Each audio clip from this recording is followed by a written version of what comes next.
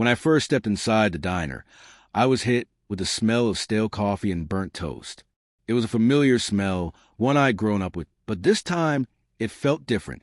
The air was thick, heavy with something I couldn't quite place. "You're late," the manager, a wiry man with sharp eyes, said without looking up from the register. His name was Thomas. He always wore the same brown uniform, a little too tight around his neck, giving him an almost strangled look. "Don't make a habit." "Sorry," I mumbled, glancing around at the empty tables. I wasn't sure what I was expecting, but this wasn't it. The diner was usually busy, bustling with late-night truckers and drifters, but tonight it felt off. Thomas handed me a name tag and pointed to the back. "Get changed. We're short on staff tonight. You'll be working the night shift alone."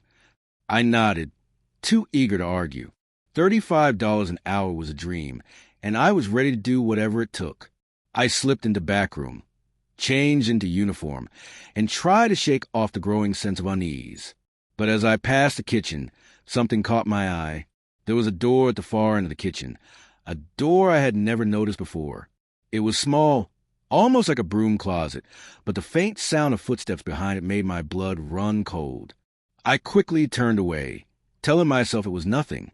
When I returned to the front, Thomas was still at the register, now glaring at me. "Customers are coming in soon," he said. "Here's a stack of papers. Don't go near the back room, understand?" "Oh, okay," I stammered, my curiosity burning, but my instinct telling me to keep my distance. I followed him to the counter and started preparing a cup of coffee, hoping to shake off the weird vibe that had settled over me. It was a few hours into my shift when the first customer came in. He was a tall man, hunched over, wearing a wide-brimmed hat that obscured most of his face. He took a seat at the booth near the window, but there was something odd about him. His movements were jerky, like he was having trouble controlling his body, and he kept looking over his shoulder as though someone was watching him. I went over to take his order, but when I tried to speak, my voice caught in my throat.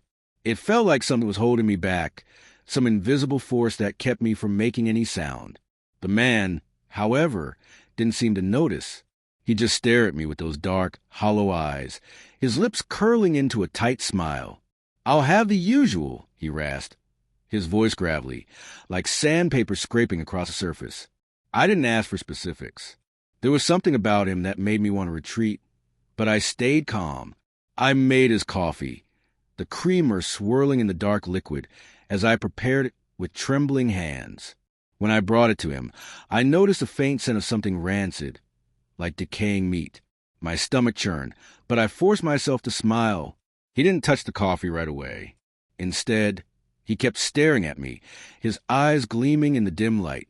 Then, just as suddenly as he appeared, he stood up and left, disappearing into night, as if he had never been there at all. That night, the rest of the customers came and went in strange intervals. There was no pattern to it, no rhyme or reason. The same few faces would pop in and out, always at odd hours, and always with that same unsettling look in their eyes. But the thing that struck me most was the silence. It was deafening. It felt as though the diner was holding its breath, waiting for something terrible to happen. And that's when I heard it. From behind the kitchen door, the door I had noticed earlier, came a sound, a scraping, dragging noise like something or someone was being dragged across the floor. I froze in place, my heart pounding. There was no one back there, I was sure of it.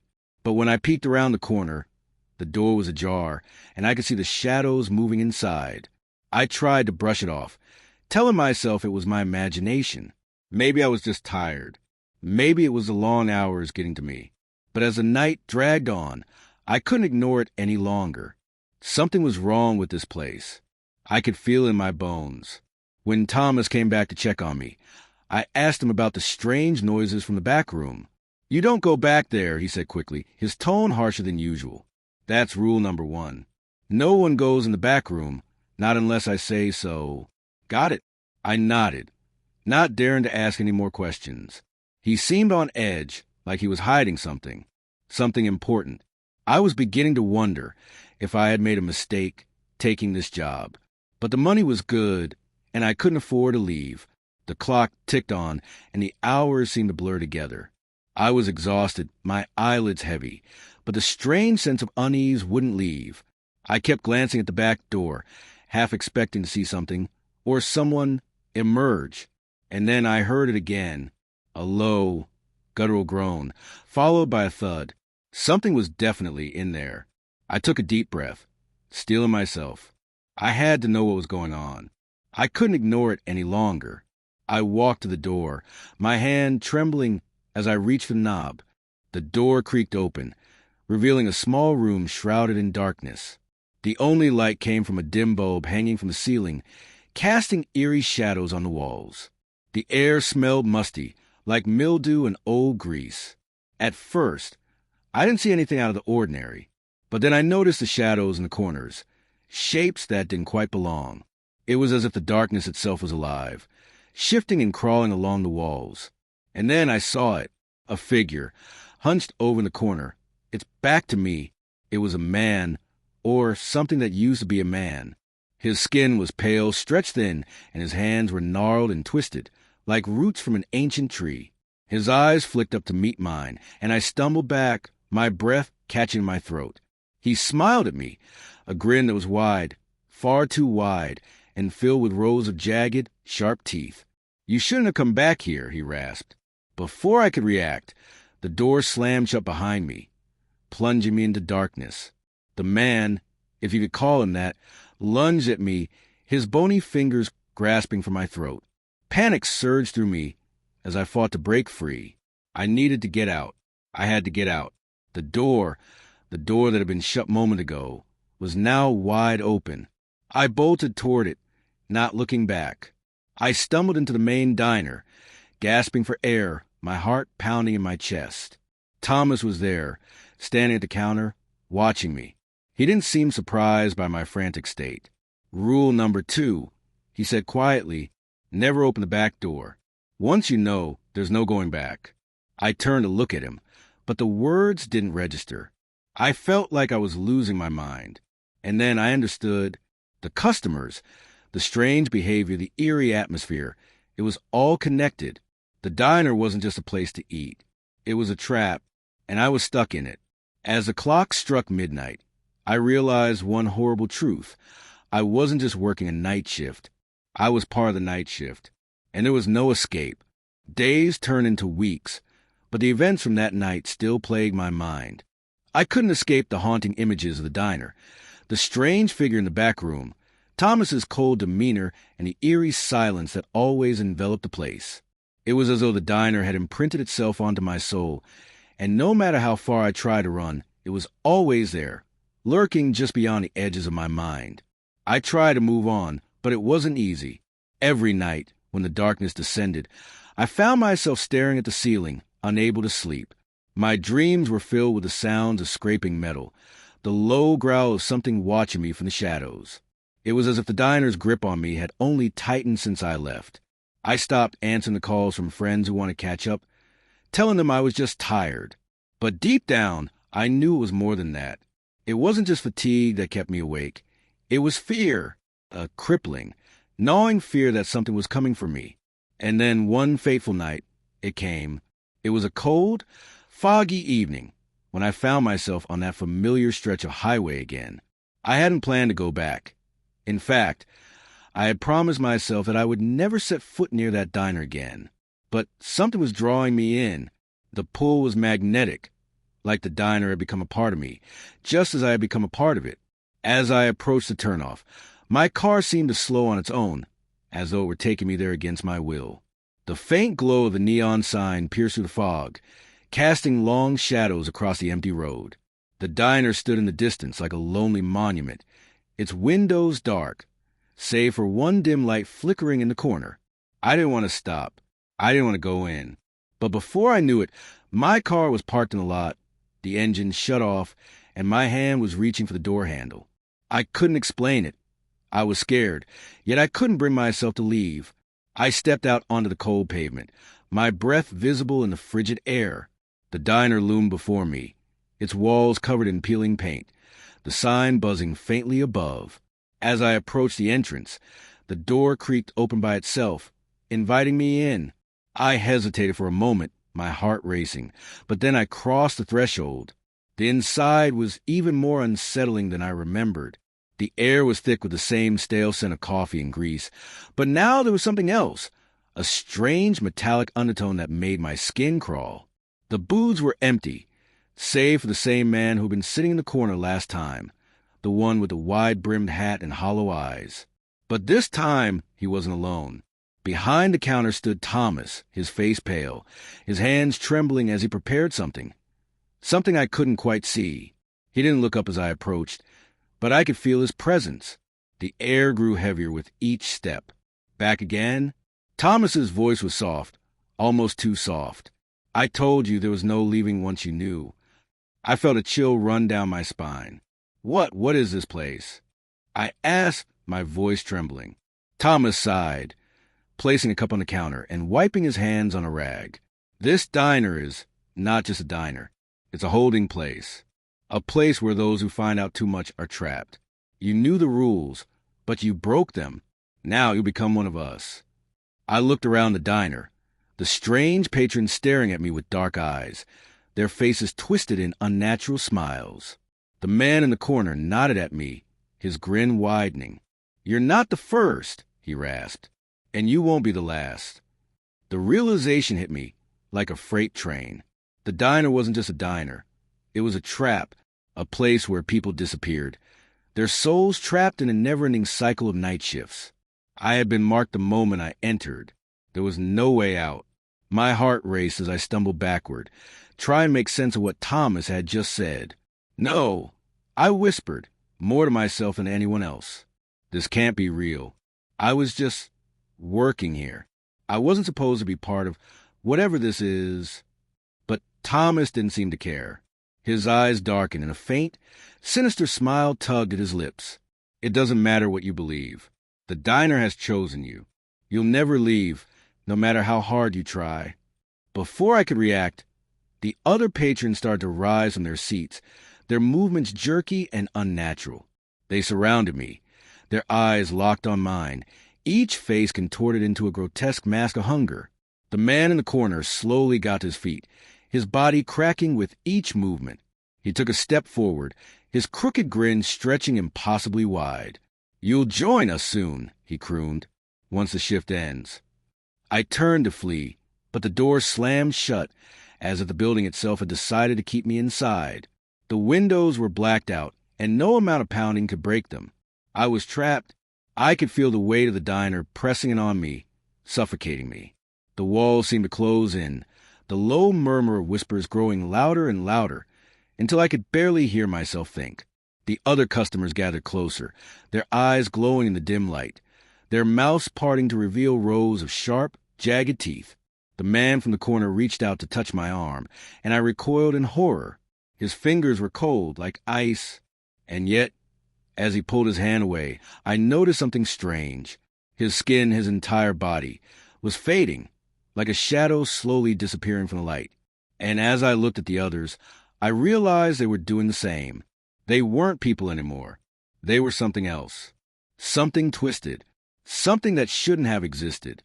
And I was about to become one of them. I tried to scream, but no sound came out.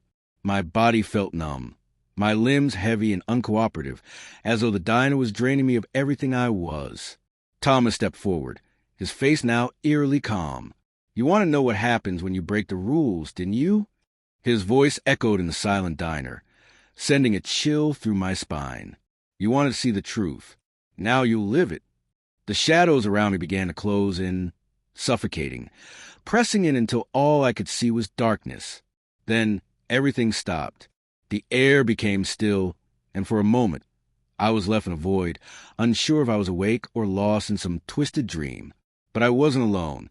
In the distance, I saw a figure, familiar, yet not. It was me, or at least, it looked like me, but her eyes, they were hollow, lifeless, filled with the same terror that had once consumed me. She turned to me with a sad smile, her lips barely moving. "You're the new one now," she whispered. "The diner's next victim. Welcome to your final shift." And in that moment, I understood.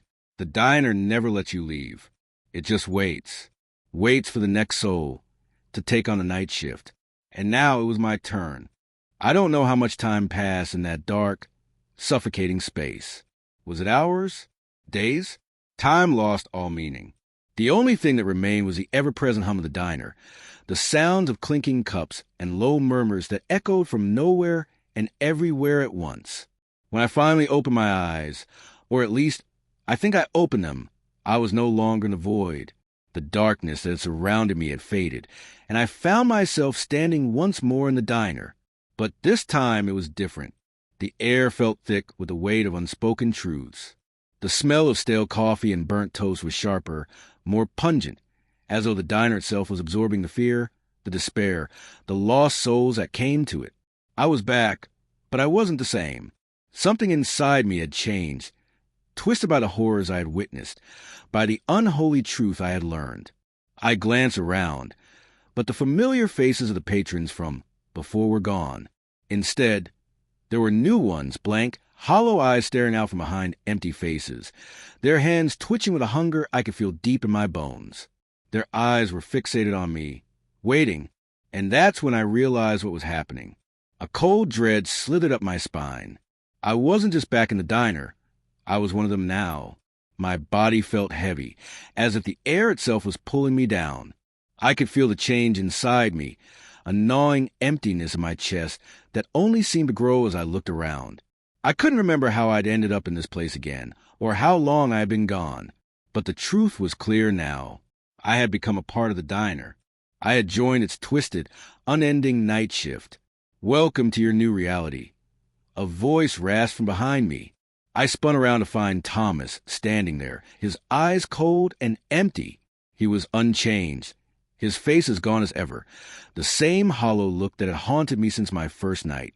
But now, there was a certain satisfaction in his gaze, as though he had been expecting me to return, like this was always part of the plan. "It's not so bad," Thomas continued, his voice devoid of emotion. "You get used to it after a while. You're part of the diner now. We all are. We all work the night shift forever." "No," I whispered, backing away from him. I can't stay here. I can't be like them." Thomas's lips curled into a smile, but it wasn't a smile at all.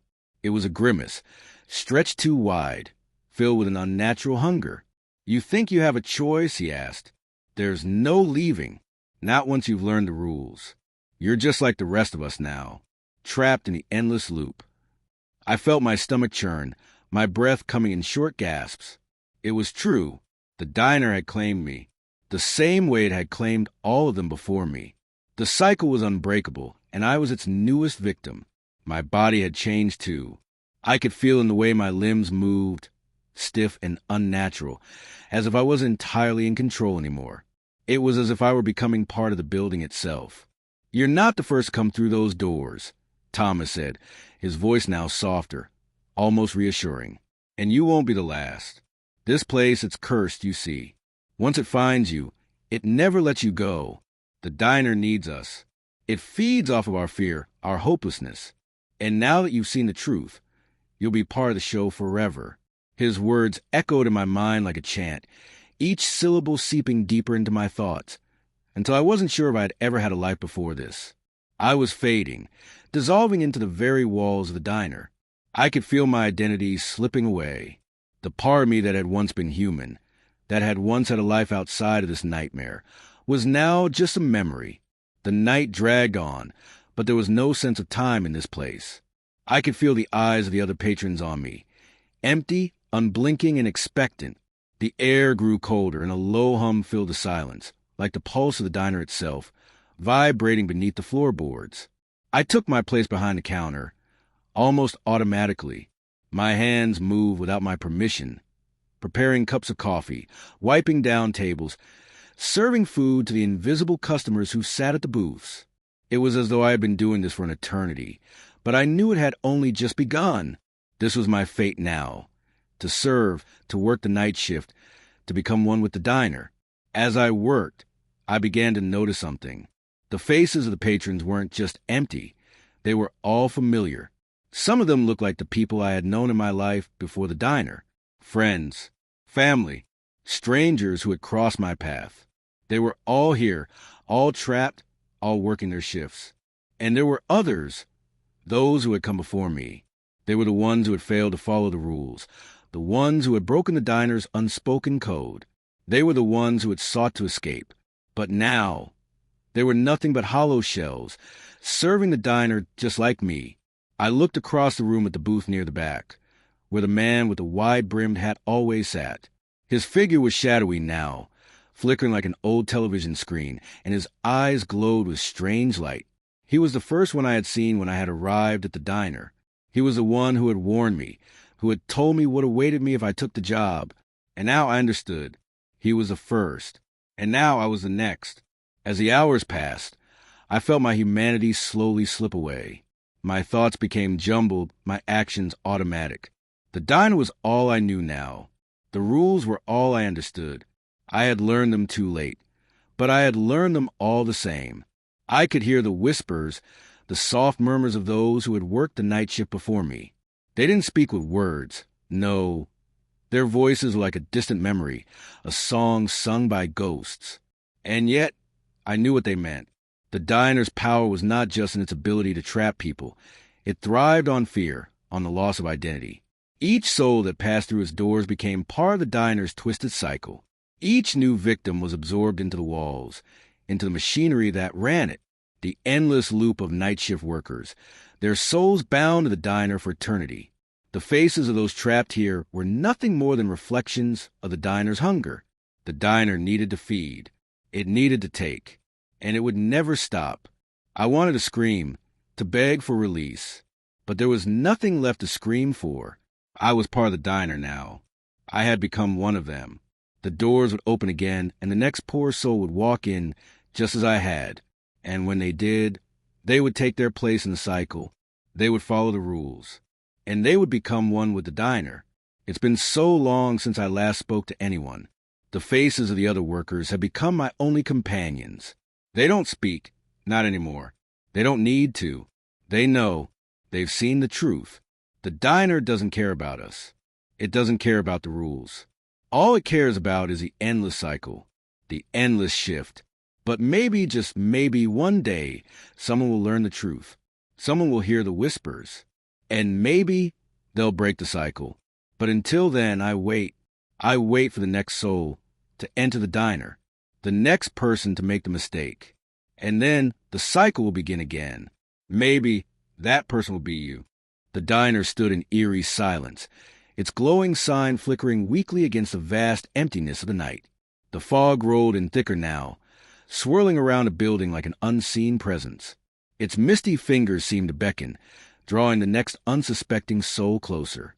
I had lost track of how many times I had seen that same sign, the one that promised warmth, food, and the comfort of an ordinary job. But now, those words felt hollow, meaningless. They were bait, and I had fallen for it. Over time, I had begun to understand the rules, the strange, twisted laws that govern the diner. But there was still so much I didn't know. So much more to the cycle than what Thomas had told me. The answers I sought were buried deep within the walls, within the very fabric of this place. The diner wasn't just a place for lost souls. It was a keeper of their stories, the binder of destinies, and each soul that entered its doors left behind a piece of themselves, locked forever in a never-ending loop of horror. But even as the realization grew heavier on my chest, the most terrifying thought occurred to me. What if I wasn't meant to be here forever? I had been working in the diner for what felt like an eternity, but my mind still couldn't fully grasp the twisted reality of it. Every day, I moved like a machine, preparing food, cleaning tables, serving drinks to the empty patrons who never left. Every night, new faces came, their eyes vacant, lost, their bodies hollow and broken. They were like ghosts who had forgotten what it meant to be human. But something was different tonight. There was a subtle change in the atmosphere, a shift in the diner that made my skin crawl. I couldn't put my finger on it at first, but the longer I stood there, wiping down the counter, the more the feeling grew. The air was colder than usual. The hum of the diner seemed louder, almost frantic, as though the building itself was anticipating something. Something or someone. And then it happened. The door creaked open with its familiar groan. But this time, the figure that stepped inside wasn't like the others. This one was different. This one was alive. At least it seemed to be. A tall figure, wearing a long black coat and a wide-brimmed hat, stepped over the threshold. His face was obscured by the shadow of his hat, but the air around him seemed to warp, the mist in the diner thickening in response to his presence. I froze, my heart pounding, my breath caught in my throat. This was no ordinary customer, no mere soul lured into the diner by its promise of refuge. There was something about this man that set my nerves on edge. He didn't belong here. He knew something. I tried to move, to do something, but my body didn't respond. I was rooted to the spot, as if the diner itself had decided I wasn't going to intervene. The man stepped forward, his boots tapping softly on the floor. Each step echoed in the silence, sending a shiver down my spine. He reached the counter and sat down without a word. I could feel his eyes on me, even though I couldn't see them. A cold sweat trickled down my back. "Your shift, isn't it?" His voice was deep, calm, and unsettlingly familiar. It made my skin crawl. I couldn't speak. I could only nod mechanically, my hand shaking, as I set a cup of coffee in front of him. The man smiled, but there was no warmth in it. It was a smile of knowing, a smile that seemed to pierce through the darkness of the diner. "How long has it been?" he asked softly, almost to himself. "How many times has the cycle turned now?" I didn't understand his question, but something in his words resonated with me. A part of me knew he was asking about the very thing that had trapped me here, the diner's endless cycle of night shifts, feeding on the souls of the lost. I had felt it, the endless waiting, the invisible clock ticking in the back of my mind. The man glanced up, and for the first time, I saw his eyes cold, dark, and full of secrets. His pupils seemed to shimmer, like black holes pulling in all the light around them. I recoiled, but his gaze held me captive. "I've seen you," he said, his voice low and insistent. "I've been watching you." I couldn't answer. My throat felt tight. He tilted his head slightly, studying me like a specimen. "You're trying to break free, aren't you? You think you can escape the cycle." I wanted to scream, to beg him to help me, but no words came. The diner wouldn't allow it. It wouldn't allow me to break free. But then, just as quickly as he had entered, the man stood up, leaving his coffee untouched. He walked toward the door, his step slow, deliberate. He didn't look back, but his voice lingered in the air like a shadow. "The diner knows," he said, "but you're not meant to leave. You're already part of it." The man's words echoed in my mind long after he had left. The diner had always known, hadn't it? It had always watched, always waited for the right moment to pull me in deeper. My mind raced as I pieced together the strange events that had led me here. Thomas had never been a simple man. He was a part of the diner, a servant of its will, but he wasn't the only one. There were others who had come before me, and perhaps even others who had tried to escape like I had. But the diner was relentless. It was a parasite, a being that fed on the souls of those who stepped inside.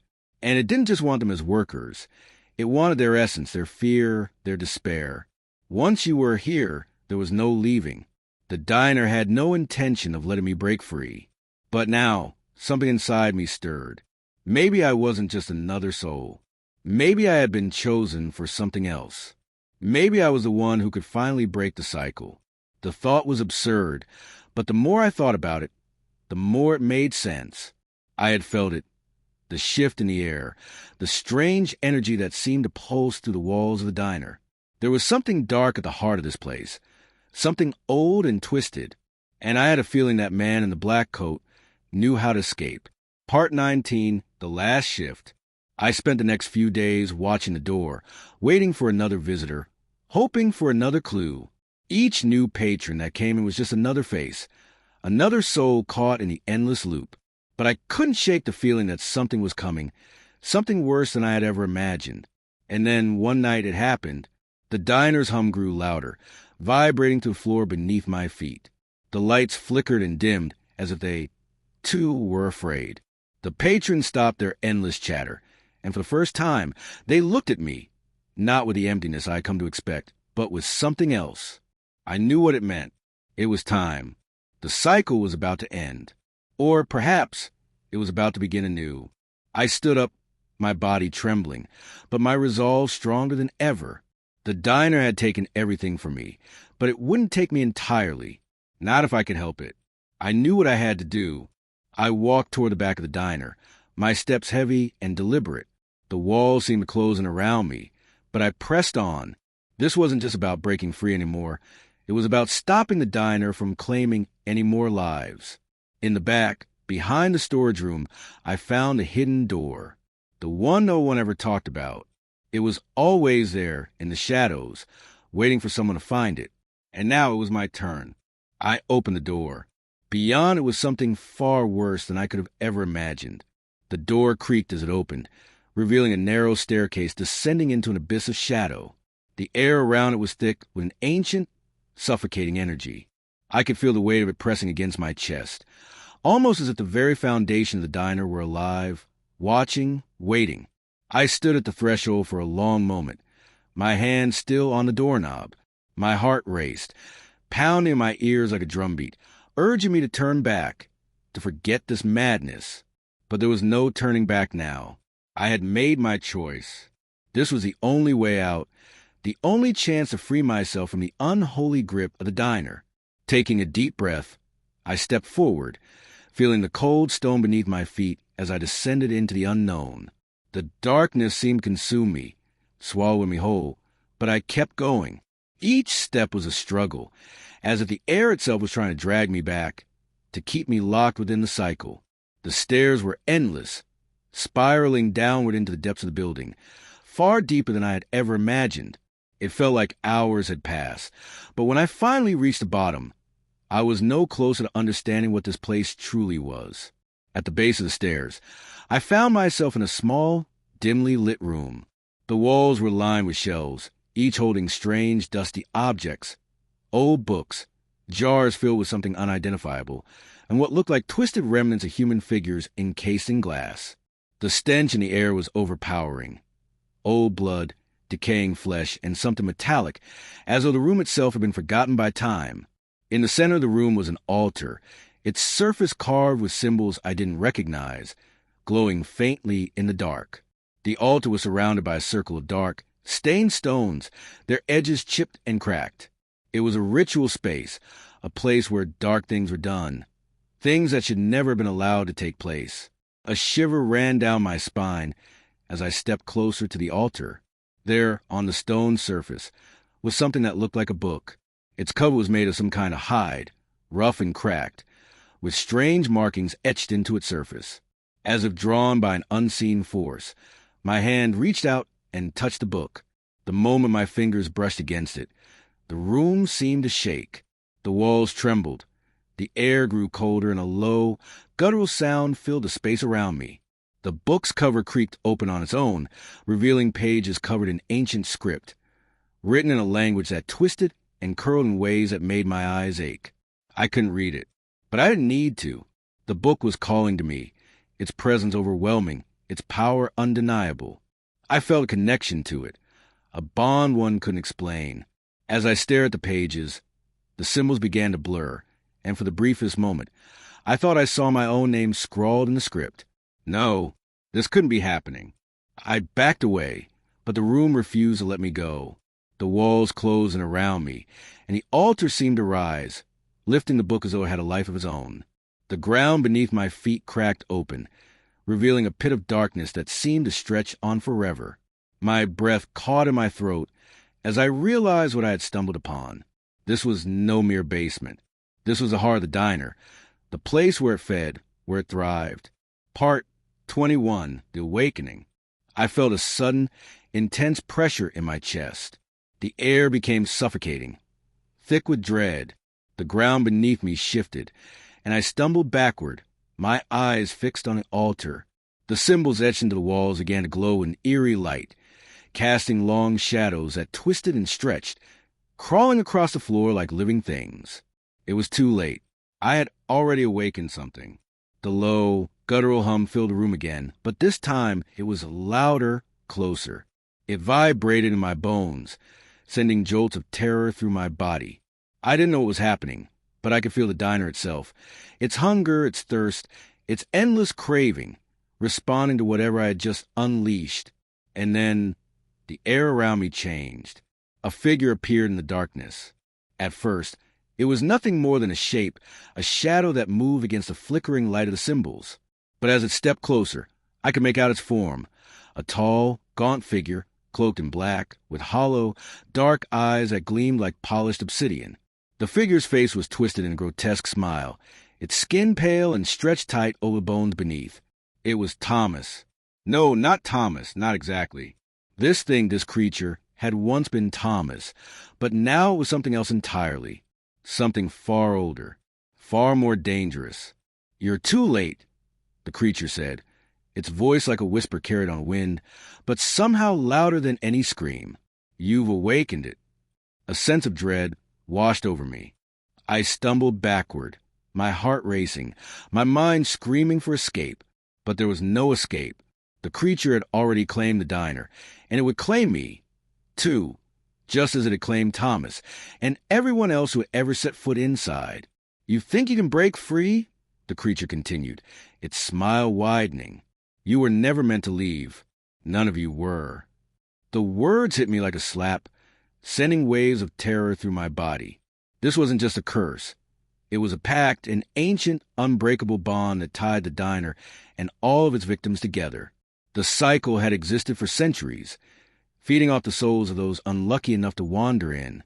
And now I was part of it. There was no escape, no way out. But I couldn't accept it. I had to fight. Part 22. The choice. In the face of this monstrous revelation, I had only one option: to make a choice. To either succumb to the diner's grasp and become one of its hollow workers, lost to the cycle forever, or to fight to break free and to destroy whatever dark force had created this hellish place. The creature that had once been Thomas laughed, its voice like the crackling of dry leaves. "You think you have a choice," it mocked. "There is no choice. The diner has claimed you, just like all the others." But even as those words left its twisted mouth, I realized something. The diner had power, yes, but I had learned its rules. I had learned how it fed, how it thrived on fear and despair. And now I was no longer afraid. I grabbed the book on the altar, the ancient tome that seemed to pulse with power in my hands.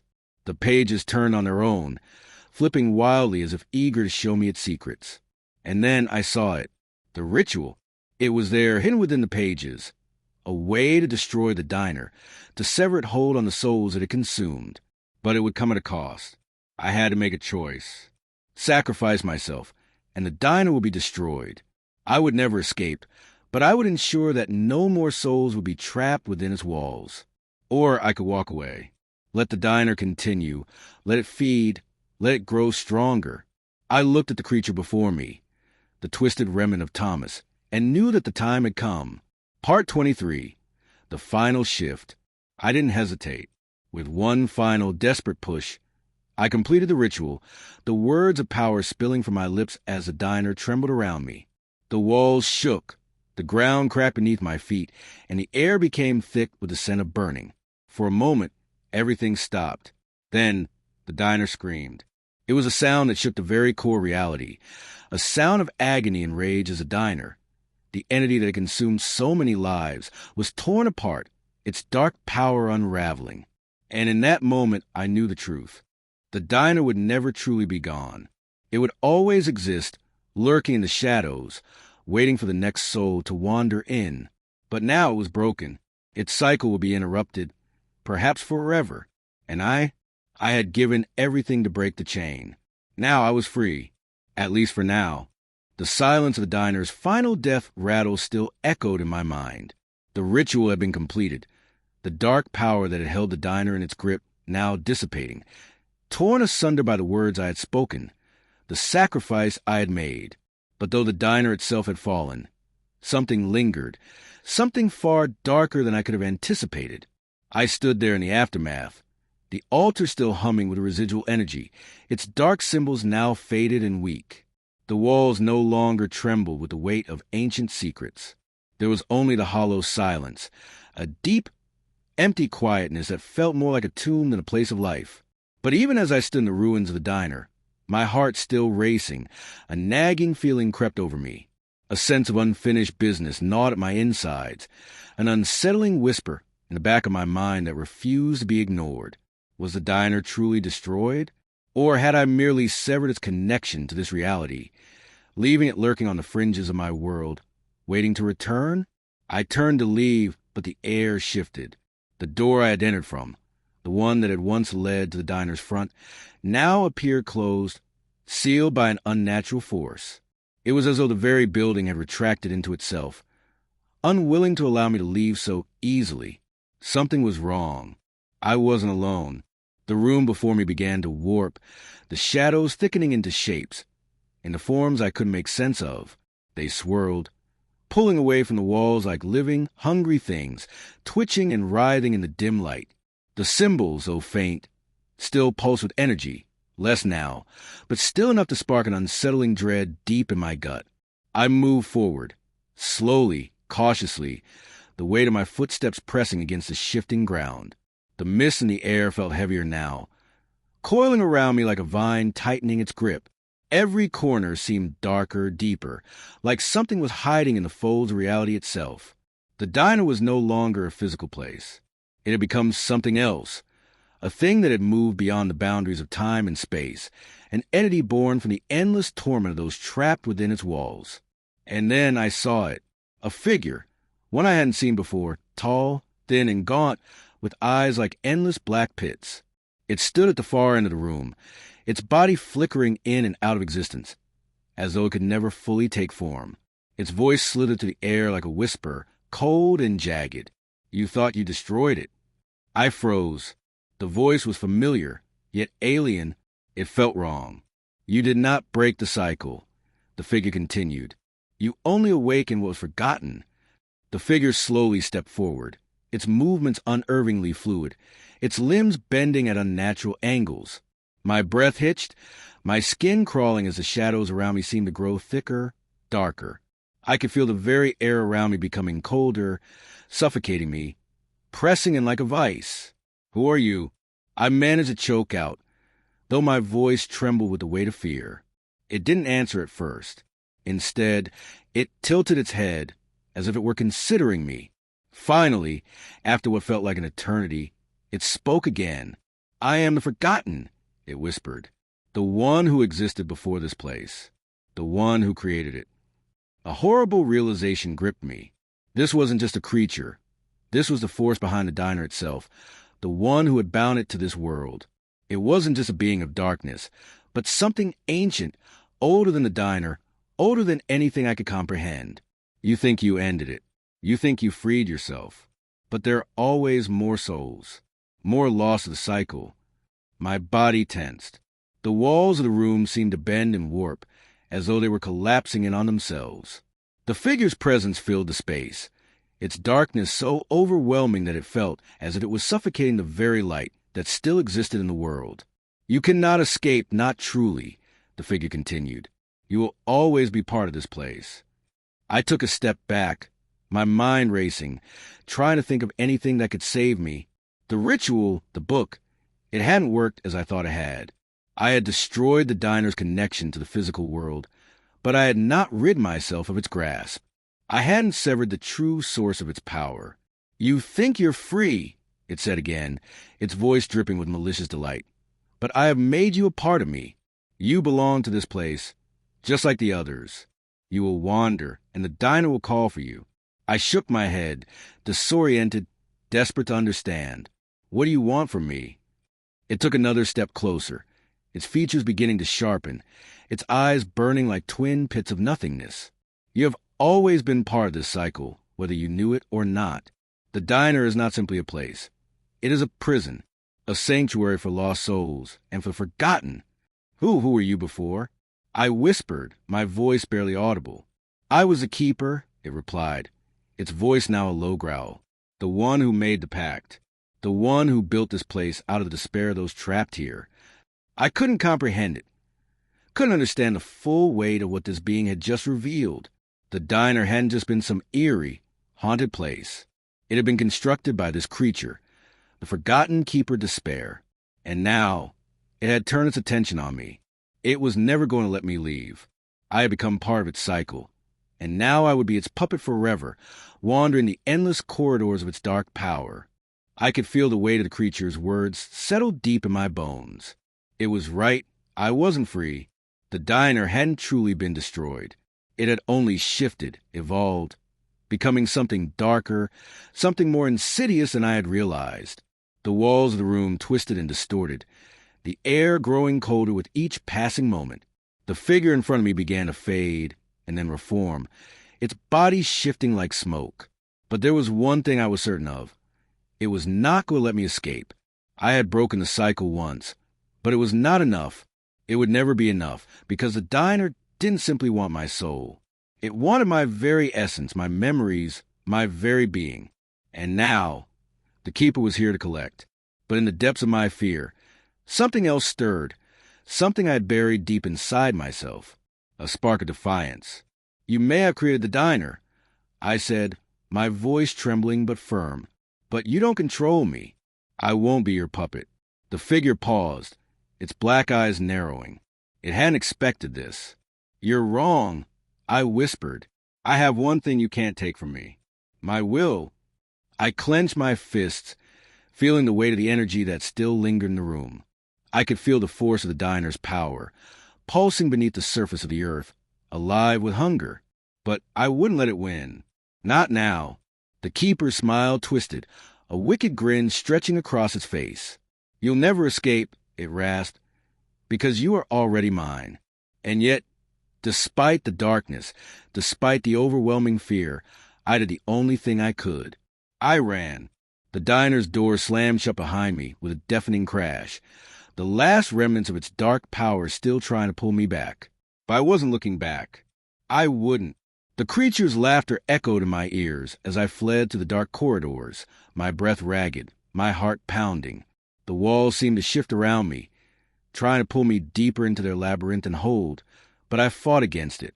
There was no escape from this place. Not for me, not for anyone. The diner would always be there, waiting for the next soul to stumble into its clutches.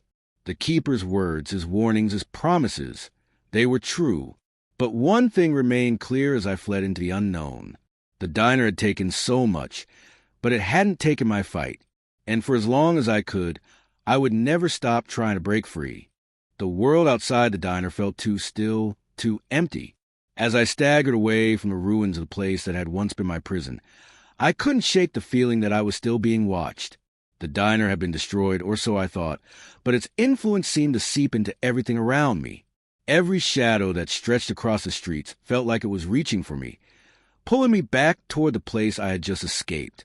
My hands trembled as I walked, my mind racing with thoughts of forgotten keeper, the creature that had been born from the despair of countless souls. It wasn't just a nightmare. It was something more real, something ancient that had left its mark on the world, and now it was a part of me. I had broken the diner's grip on the physical realm, but I couldn't escape its memory. Every step I took was heavy with the burden of that dark, ancient power that still echoed inside me. It was as if I could still hear the hum of the diner, feel the pull of the shadow that had tried to consume me. But there was no going back. I couldn't let it win. Not now. The air was thick with the scent of rain, the kind of heavy, oppressive storm that makes everything feel wrong. The sky above was clouded, darkened as though it had been tainted by something unnatural.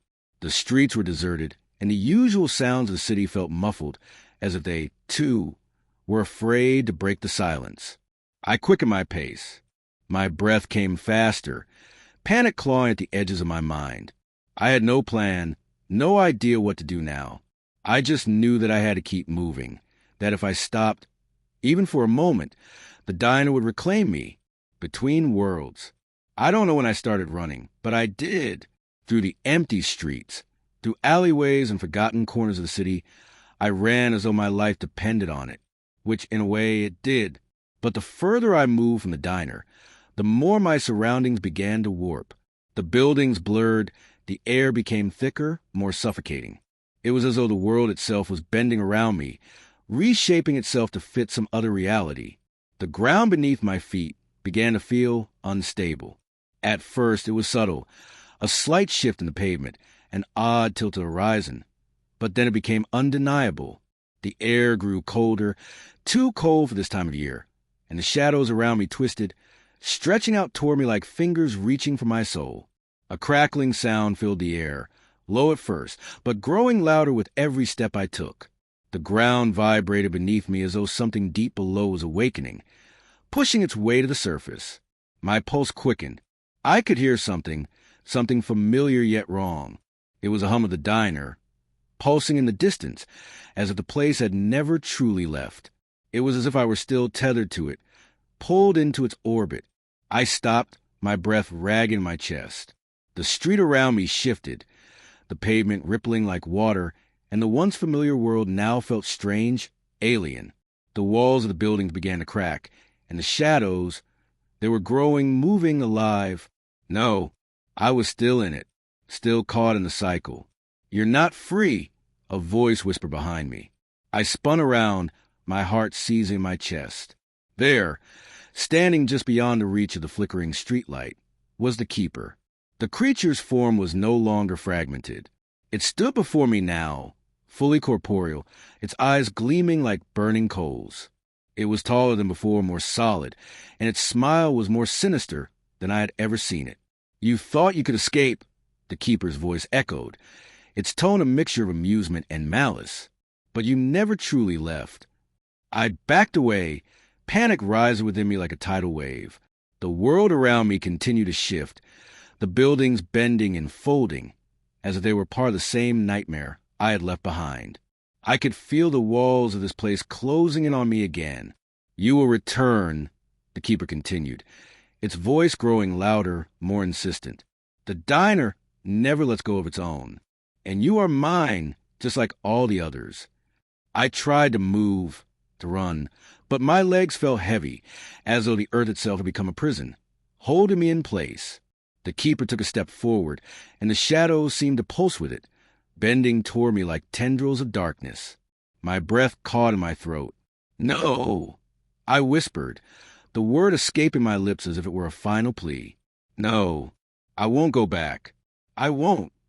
The keeper's smile widened, and the shadows seemed to reach toward me faster, their touch cold and suffocating. The air grew thick with the sound of my own heart pounding, drowning out everything else. The keeper stood before me, its eyes glowing with malevolent hunger. The shadows stretched out like 1,000 arms, their cold fingers brushing against my skin, pulling at my soul. I could feel the pull, that unrelenting draw back toward the diner, back toward the horrors I had just barely escaped. But I refused to be consumed again. I couldn't. I clenched my fists, fighting against the heaviness that tried to pull me down. I had faced the diner's power before, but now I realized the true horror of it. It wasn't just a place. It was a force that could reshape the world around me, drag me back into its cycle whenever it wished. The keeper was not just a creature of flesh and bone. It was a manifestation of something ancient, something that had existed long before the diner, and it had the power to rewrite reality itself. But in that moment, I realized something else. I wasn't powerless. I had broken the cycle once. I had made the diner crumble. I had taken control of the very thing that had held me captive. And now, the diner was not the only thing with power. I had changed. The fear that had once gripped me was no longer my master. I took a deep breath, gathering every ounce of willpower I had left. The keeper loomed over me, its form impossibly tall now, as if it had become the embodiment of everything dark, ancient, and predatory. "You think you can resist?" it growled, stepping closer. "You are nothing. You are lost. You cannot escape." I felt the weight of its words, but I didn't let it break me. I stood tall, squarely facing it, the shadows pulling at my limbs. I wasn't going back. Not this time. I reached into my pocket, my fingers brushing against the remnants of the book, the one I had thought was destroyed, the one that had once held the power to break the diner's cycle. It was still here, still alive. I held it tightly in my hand, and in that moment, I knew exactly what had to be done. The keeper hissed as I tore the pages from the book, the words blazing with an unfamiliar, radiant power. The light that filled the air was so bright it burned, and the keeper recoiled in agony, its shadowy form unraveling in the wake of the energy I had unleashed. I had the power. I had always had the power. With a final, desperate scream, I cast the words into the air. The keeper shrieked, its body twisting and disintegrating into smoke. But even as it vanished, the last vestiges of its voice echoed in my mind, the warning never fully leaving. You cannot destroy what you have become. I walked, my mind numb, my thoughts a blur of fragmented images and fear. The streets stretched out before me, familiar yet distant, as though they were mere echoes of a place I had once known. I tried to convince myself that I was free, that the diner had lost its grip on me. But deep down, I felt its presence still lingering in my bones, like a shadow I couldn't escape. The world outside the diner had resumed its usual rhythm, but it wasn't the same. The air felt thinner, more fragile. The noise of the city, the hum of distant cars, the chatter of pedestrians, all of it seemed muted, distant, as if the veil between realities had thinned. I couldn't shake the feeling that I was being watched. I turned down a side street, my hands trembling as I shoved them deep into my jacket pockets. My thoughts kept returning to that moment in the diner, when I had ripped the book apart. The keeper's voice still echoed in my ears, a hollow whisper that would not die. You cannot destroy what you have become. The words were like a plague, a curse that I could not outrun. No matter how far I walked, how hard I tried to ignore it, something inside me knew. The diner was never truly gone. It had simply retreated, lying in wait for the next soul to stumble upon its path. It started small at first, the subtle shifts in my reality that made me question my sanity. A flicker of light in the corner of my eye, the sudden chill in the air when there was no reason for it. But as the days passed, the signs grew more undeniable, more ominous. I began to hear whispers in the dark, voices that seemed to be calling my name from the shadows. At night, I would wake in a cold sweat, certain that I had heard the faint sound of the diner's bell ringing, the clinking of dishes in the kitchen. The nightmares returned with a vengeance, visions of dark corridors, of the keeper's eyes staring at me from the darkness, the familiar hum of the diner filling the silence like a haunting lullaby. I tried to ignore it, to tell myself that I was just losing my mind, that the trauma of what I had been through had finally caught up with me. But the signs were getting worse. I saw figures in the crowd, people who seemed to appear out of nowhere, their faces obscured by shadows. Their eyes would lock onto mine with a cold, predatory gaze, and for a split second, I would swear I saw the same flicker of recognition in their eyes that I had seen in the keeper's. I began to question people around me, wondering if they, too, had been touched by the diner. Had they once worked there? Had they crossed its threshold and been claimed by its darkness, just like me? It all came to a head one night, when I found myself standing at the edge of an alleyway, staring at the flickering neon sign that hung over the door of an all-night diner. The lights were dim, casting a sickly glow on the street below. It couldn't be. I had destroyed the diner. I had ended its hold over the world, over me. But as I stood there, staring at the sign, I realized something terrifying. This wasn't just a coincidence. This wasn't just another diner. It was the same one. The same twisted, cursed place that had haunted me. The same one I had thought I had escaped. The sign flickered again, and the doors creaked open as if inviting me in. A sick feeling rose in my stomach, my hands shaking uncontrollably. I turned to leave, but my body refused to obey. My feet carried me forward, drawn to the entrance as if some unseen force were pushing me toward it. My heart pounded in my chest as I crossed the threshold and stepped into the familiar darkness. Inside, the diner was just as I remembered it. The dim lights, the cracked booths, the faded wallpaper that looked like it had been there for centuries. The air smelled of stale coffee and grease, a smell that should have comforted me, but now only filled me with dread. I didn't want to be here. I didn't want to relive this nightmare. But as I stood there, frozen in place, the memories flooded back, of the keeper, the rituals, of the endless cycle I had tried so desperately to break. Welcome back. A voice echoed from behind me. I spun around, my breath catching my throat. There, standing at the counter, was the keeper. But it wasn't the same. The creature was no longer just an apparition or a shadow. It was here, in the flesh. It had crossed over into this reality. Its eyes gleamed with satisfaction as it watched me, its smile widening.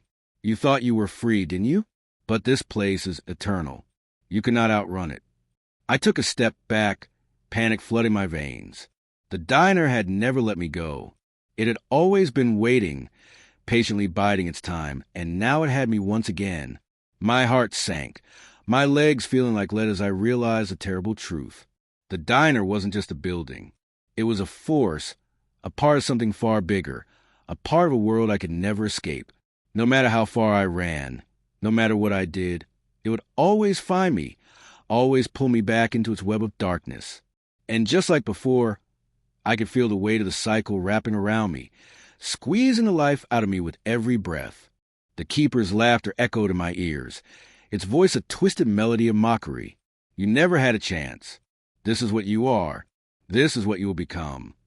The shadows around me grew thicker, swallowing the light, the walls of the diner closing in like a coffin. The seats and tables twisted into grotesque forms, and the kitchen door creaked open, revealing the faint silhouette of the entity that had once served as the keeper's domain. I tried to move, to fight back, but my body wouldn't respond. It was as if I had been paralyzed, my will stripped away by the overwhelming presence of the diner. The power that had once seemed so distant now surrounded me, consuming me, dragging me into the depths of its endless grasp. "You're mine," the keeper whispered, its breath cold against my ear. And this time there's no escaping.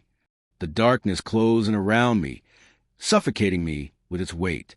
My screams were swallowed by the shadows, and I felt myself falling deeper and deeper into the abyss that had always been there, just beneath the surface. The keeper appeared before me again, its form no longer a mere shadow, but something more tangible, something that exuded pure malice. Its face twisted into a grotesque smile, and its eyes glowed with an unholy light. "You thought you could escape," the keeper said, its voice deep and chilling. "But once you've crossed the threshold, there is no going back." I wanted to scream, to lash out at the creature that had haunted my every step, but I felt an unnatural weight on my chest, pressing down on me. The air around us seemed to thicken, and the walls of the diner grew closer, encroaching on my very being.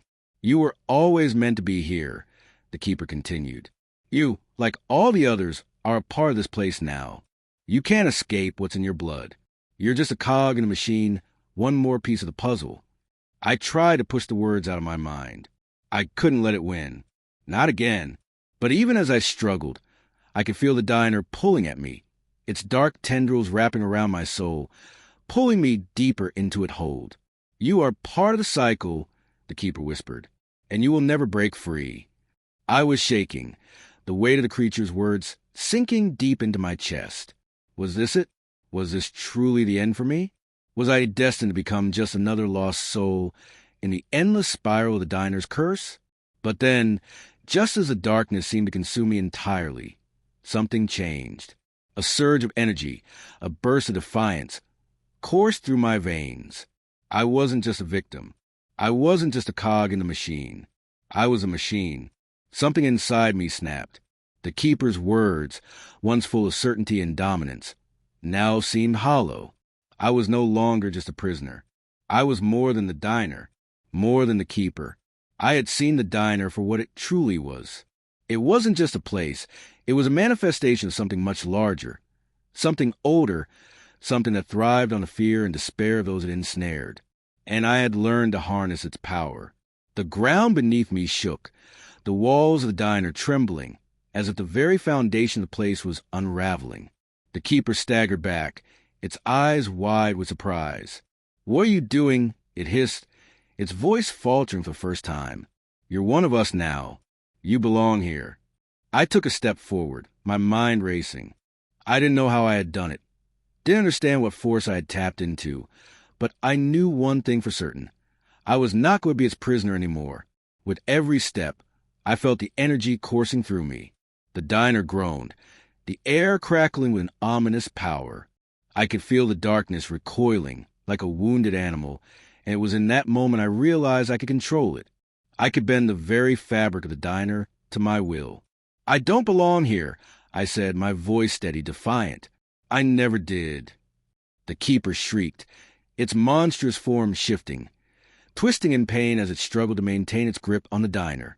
The walls cracked, the lights flickering wildly.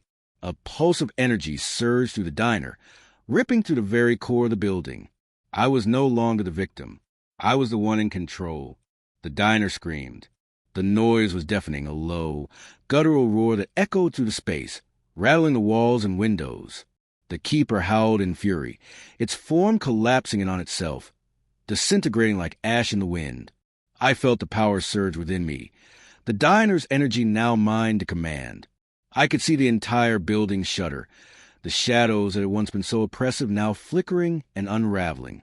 The cycle, the endless loop of torment, was beginning to break.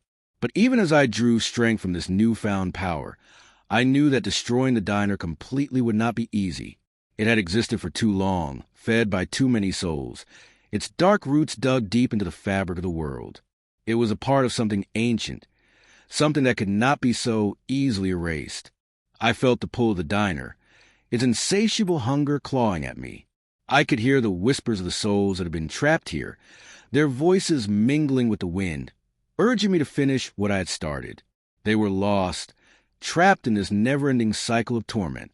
But I wasn't lost. Not anymore. The keeper's form was almost gone, reduced to a swirling mass of darkness that writhed in agony. I reached out with my will, grasping for the last remnants of its power, and with a final burst of energy, I shattered it. The diner shook violently, and for a moment, everything went dark. When the darkness cleared, I found myself standing in the remains of the diner, its walls now nothing but rubble. The oppressive hum was gone. The shadows had dissipated. But something was different. The air felt lighter, free from the weight it had carried for so long. But the feeling of victory didn't last. I could still feel the remnants of the diner, the lingering echo of its malevolent presence. It wasn't truly gone. Not yet. The cycle had only been momentarily broken, not fully destroyed. I stood alone, the weight of the decision pressing down on me. I had freed myself from the diner's grasp, but at what cost? The keeper was gone, yes, but there were still others, trapped in the endless cycle of the diner's torment, souls that had passed through its doors long before me, and perhaps others who would walk through those cursed doors in the future. I had a choice. I could walk away, leave the diner's remnants behind, and try to live a normal life. But I knew deep down that the diner's hunger would never stop. The force that had brought it into being would never be fully silenced. Or I could stay. I could remain here, in the place where it all began, and become its new keeper. I could take control of the diner's power, twist it to my will, and end the cycle once and for all. I could guide the souls trapped here to peace, and perhaps even protect those who might wander into this place in the future. The choice was mine, and as the rubble of the diner crumbled around me, I took a deep breath, preparing myself for whatever decision I would make. The cycle would continue, whether I embraced it or ended it, but this time it would be my choice, and the diner would never be the same again. The decision weighed on me like the heaviest stone, one I couldn't shift. It would have been so easy to walk away, to leave this place behind and never look back, to live a life untainted by the dark forces that had once consumed me. But I couldn't, not when I knew what I knew now. The diner was not just a place. It was a curse, a creature in its own right, and it would continue to feed on those who wandered in unknowing.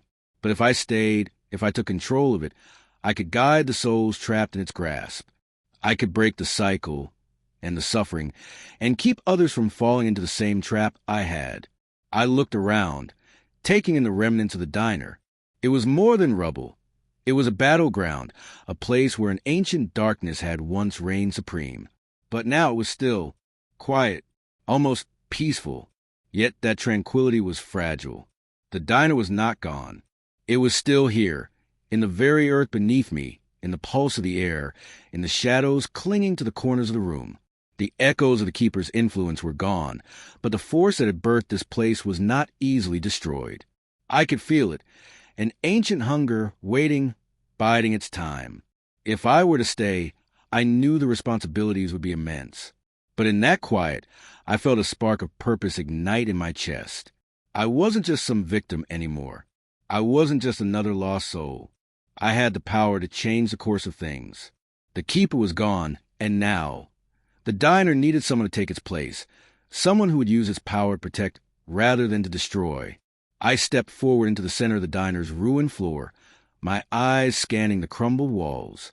I could feel the weight of the diner's history pressing down on me, the stories of those who had come before me, the lost souls who had walked into the same door I had, unknowingly offering themselves to the diner's dark hunger. I closed my eyes, concentrating. I could hear the whispers again, faint at first, but growing louder with each breath. They were the voices of the souls trapped here, not yet free from the diner's grasp. Some of them had been here for centuries, caught in the same loop of torment, never knowing release. I reached out, touching the cold, cracked walls of the diner, feeling its pulse beneath my fingers. The force that had powered it, that had driven the keeper and all its twisted rituals, was still alive, waiting to be claimed. I could sense it in the very fabric of the air. With a breath, I let the power flood into me. It was like an electric shock, an overwhelming surge of energy that ran through my veins, tightening every muscle in my body. The diner's dark essence was pouring into me, but this time it was different. It didn't feel like an invasion. It felt like a partnership. I could control it now. I could use it. The diner could be more than just a prison. It could be a sanctuary. I stood in the center of the wreckage, the diner's bones trembling beneath my feet. But I wasn't alone. Slowly, one by one, the souls trapped within the diner began to manifest. Some appeared as shadows, others as faint figures, but all of them were here, waiting for me. Their faces were blank at first, lost in the fog of their own suffering. But as I focused, I could see them clearly. Each one a victim of the diner, a soul forever stuck in the loop of its curse. The keeper had tormented them, used them, but now they were free. Free because of me. They gathered around me, their silent gazes fixed upon me with an eerie, almost reverent curiosity. They didn't speak. They didn't need to. I could feel their gratitude, their longing for release. With the diner now under my control, I could feel its power surging through me. The walls groaned as if the building itself was awakening. I whispered words of comfort, reaching out with my mind to the souls that had been trapped for so long. I could feel their presence, each one different but the same, a collective ache that stretched across time. "It's time for you to be free," I said softly, my voice barely above a whisper. The diner's hum shifted, becoming softer, less menacing. The shadows began to recede, and for the first time, the air felt lighter. I wasn't sure how it worked or if it would last, but I felt something inside me settle. I could release them, guide them to peace. But it wasn't an easy process. I would have to work at it, one soul at a time. The first spirit moved toward me. It was a woman, her face gaunt with hunger, her eyes hollow and empty. She reached out to me, and I felt the heavy burden of her pain. Her life had ended long ago, and she had never left. She had been stuck in the diner's endless cycle, living and reliving the horrors of her last moments. I focused, drawing on the diner's power, using it to gently pull her from the dark void she had been trapped in. Slowly, the edges of her form began to soften, her face relaxing. A small, almost imperceptible smile tugged at her lips. With a final, quiet sigh, she disappeared into the air, leaving behind a faint ripple in space. One down, many more to go. As the souls began to drift away, freed from their eternal torment, I realized that I could not keep this power without consequences. The diner had always demanded something in return for its power, and now I had become its new keeper.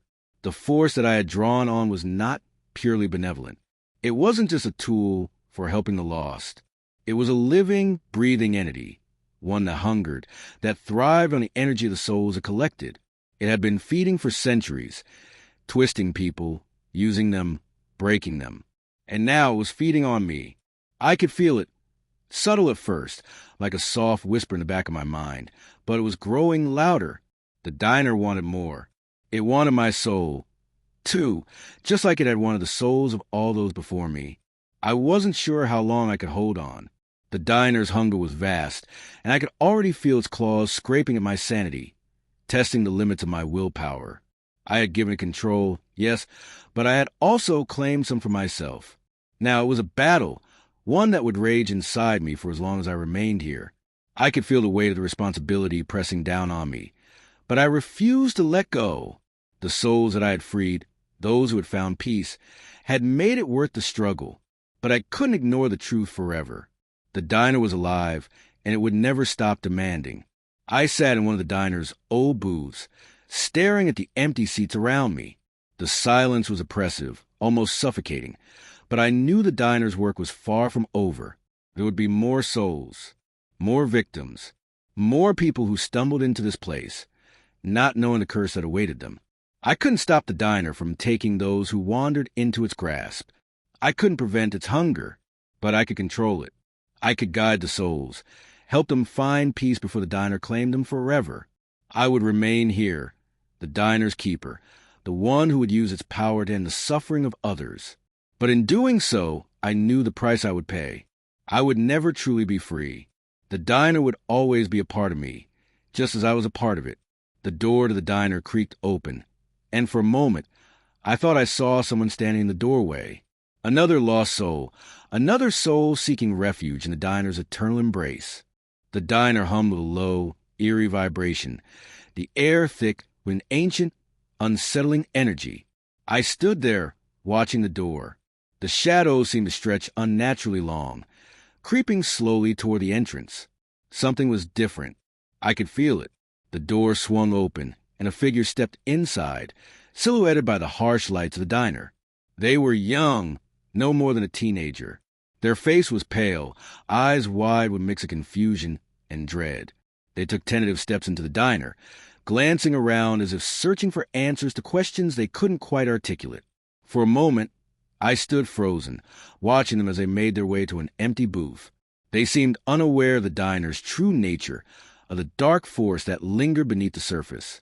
It was a haunting thing, the way they moved as if they didn't know the danger they were in. I could feel the diner's pull, its hunger waking from its slumber, ready to claim another soul. But this time I was ready. I stepped toward the booth, my footsteps heavy, my presence undeniable. The teenager looked up, startled by my sudden approach. Their gaze flickered, and I could see the question in their eyes. Why was I here? Who was I? I took a deep breath and sat down across from them. Are you lost? I asked, my voice calm, though inside I could feel a familiar pressure building, the weight of the diner's endless hunger threatening to swallow us both whole. The teenager hesitated, their eyes darting nervously around the room. I don't know.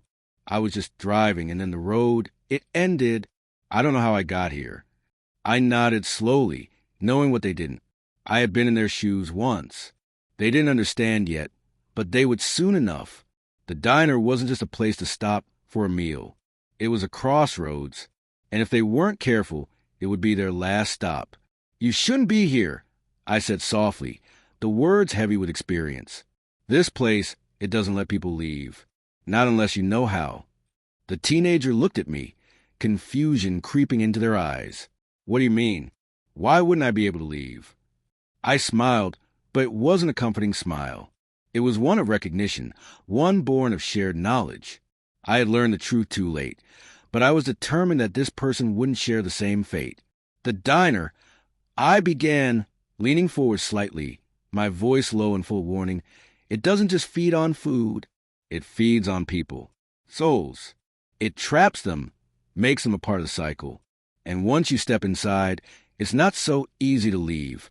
You'll become a part of the diner, just like the rest of us. The teenager's eyes widened, and I could see the first hints of fear. Fear of the unknown. Fear of something beyond their control. But I haven't done anything. I was just driving. They stammered, their hands gripping the edge of the booth. Neither did I. I replied, my tone firm, almost reassuring. But it doesn't matter. The diner chooses who it wants. And once you're here, it won't let you go. Not unless you understand how it works. And even then, it might not be enough. The room seemed to grow colder as I spoke. The once flickering lights above us hummed louder, casting long, stretching shadows. The air thickened, becoming heavier with each passing second. The diner was waking again. It was aware of this new soul, of this fresh energy that had entered its domain. Is there a way out?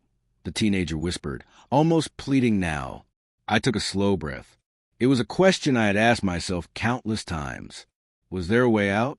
Was there a way to leave this place behind? The answer was always the same. There is no easy way out, I said quietly. But there is a way. I've seen it, but it's dangerous. The diner doesn't let anyone go without a price. You'll have to face it, fight it, but most of all, you have to face yourself. The teenager looked terrified, their hands trembling as they clutched the edge of the table. How do I do that? How do I fight it? I met their gaze, my eyes dark with the knowledge of what I had become, what I had learned. You can't fight it with force. You fight it with your will, your mind. The diner will test you, break you, make you believe you're nothing. But if you don't give in, if you hold on to who you are, to your purpose, then maybe, just maybe, you can break free. They sat back in their seat, their face pale, a look of disbelief still hanging on their features. I could see the fear in their eyes, but also a spark of something else, a desire to understand, to know the truth. You're not the first to come here, I continued, my voice quiet, almost sorrowful. There have been others, lost, confused, just like you. Some left, but not many. Most stayed. And the diner uses them. I paused, letting the weight of my words settle between us. The teenager looked down, their hands still trembling, their breathing shallow. I could feel their mind racing, trying to process everything I had said. The fear was palpable, but fear was something I understood all too well now. And then, the diner's hum shifted. It deepened, becoming more insistent. The walls seemed to close in around us. I could feel the air grow thicker, as if the very space we occupied was being suffused with the diner's hunger. The cycle had begun again.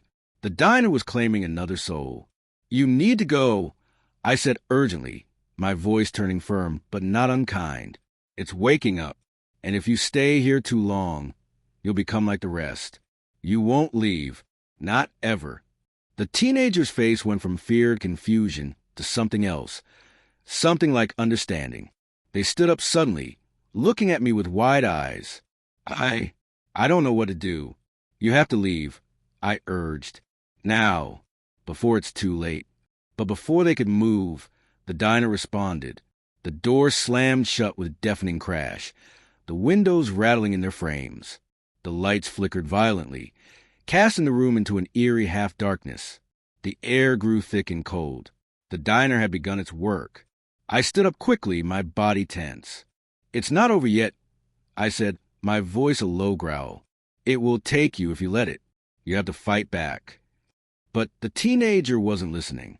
They were staring at the door, their face frozen in a mixture of fear and disbelief. The walls seemed to pulse with life, shadows moving in the corners, creeping toward us, crawling from the darkness. The diner was alive, and it was hungry. The last thing I saw before everything went dark was the teenager's terrified face, their mouth opening in a silent scream as the diner's darkness enveloped them. And I knew, in that moment, that the cycle would continue. The diner would always find new souls to claim, new lives consume. And no matter how hard I fought, no matter how many I saved, it would never end. The diner had claimed another soul, and in doing so, it reminded me of the brutal truth that I could never escape. I had freed many, but for every soul I saved, there were always more who didn't understand what they were walking into.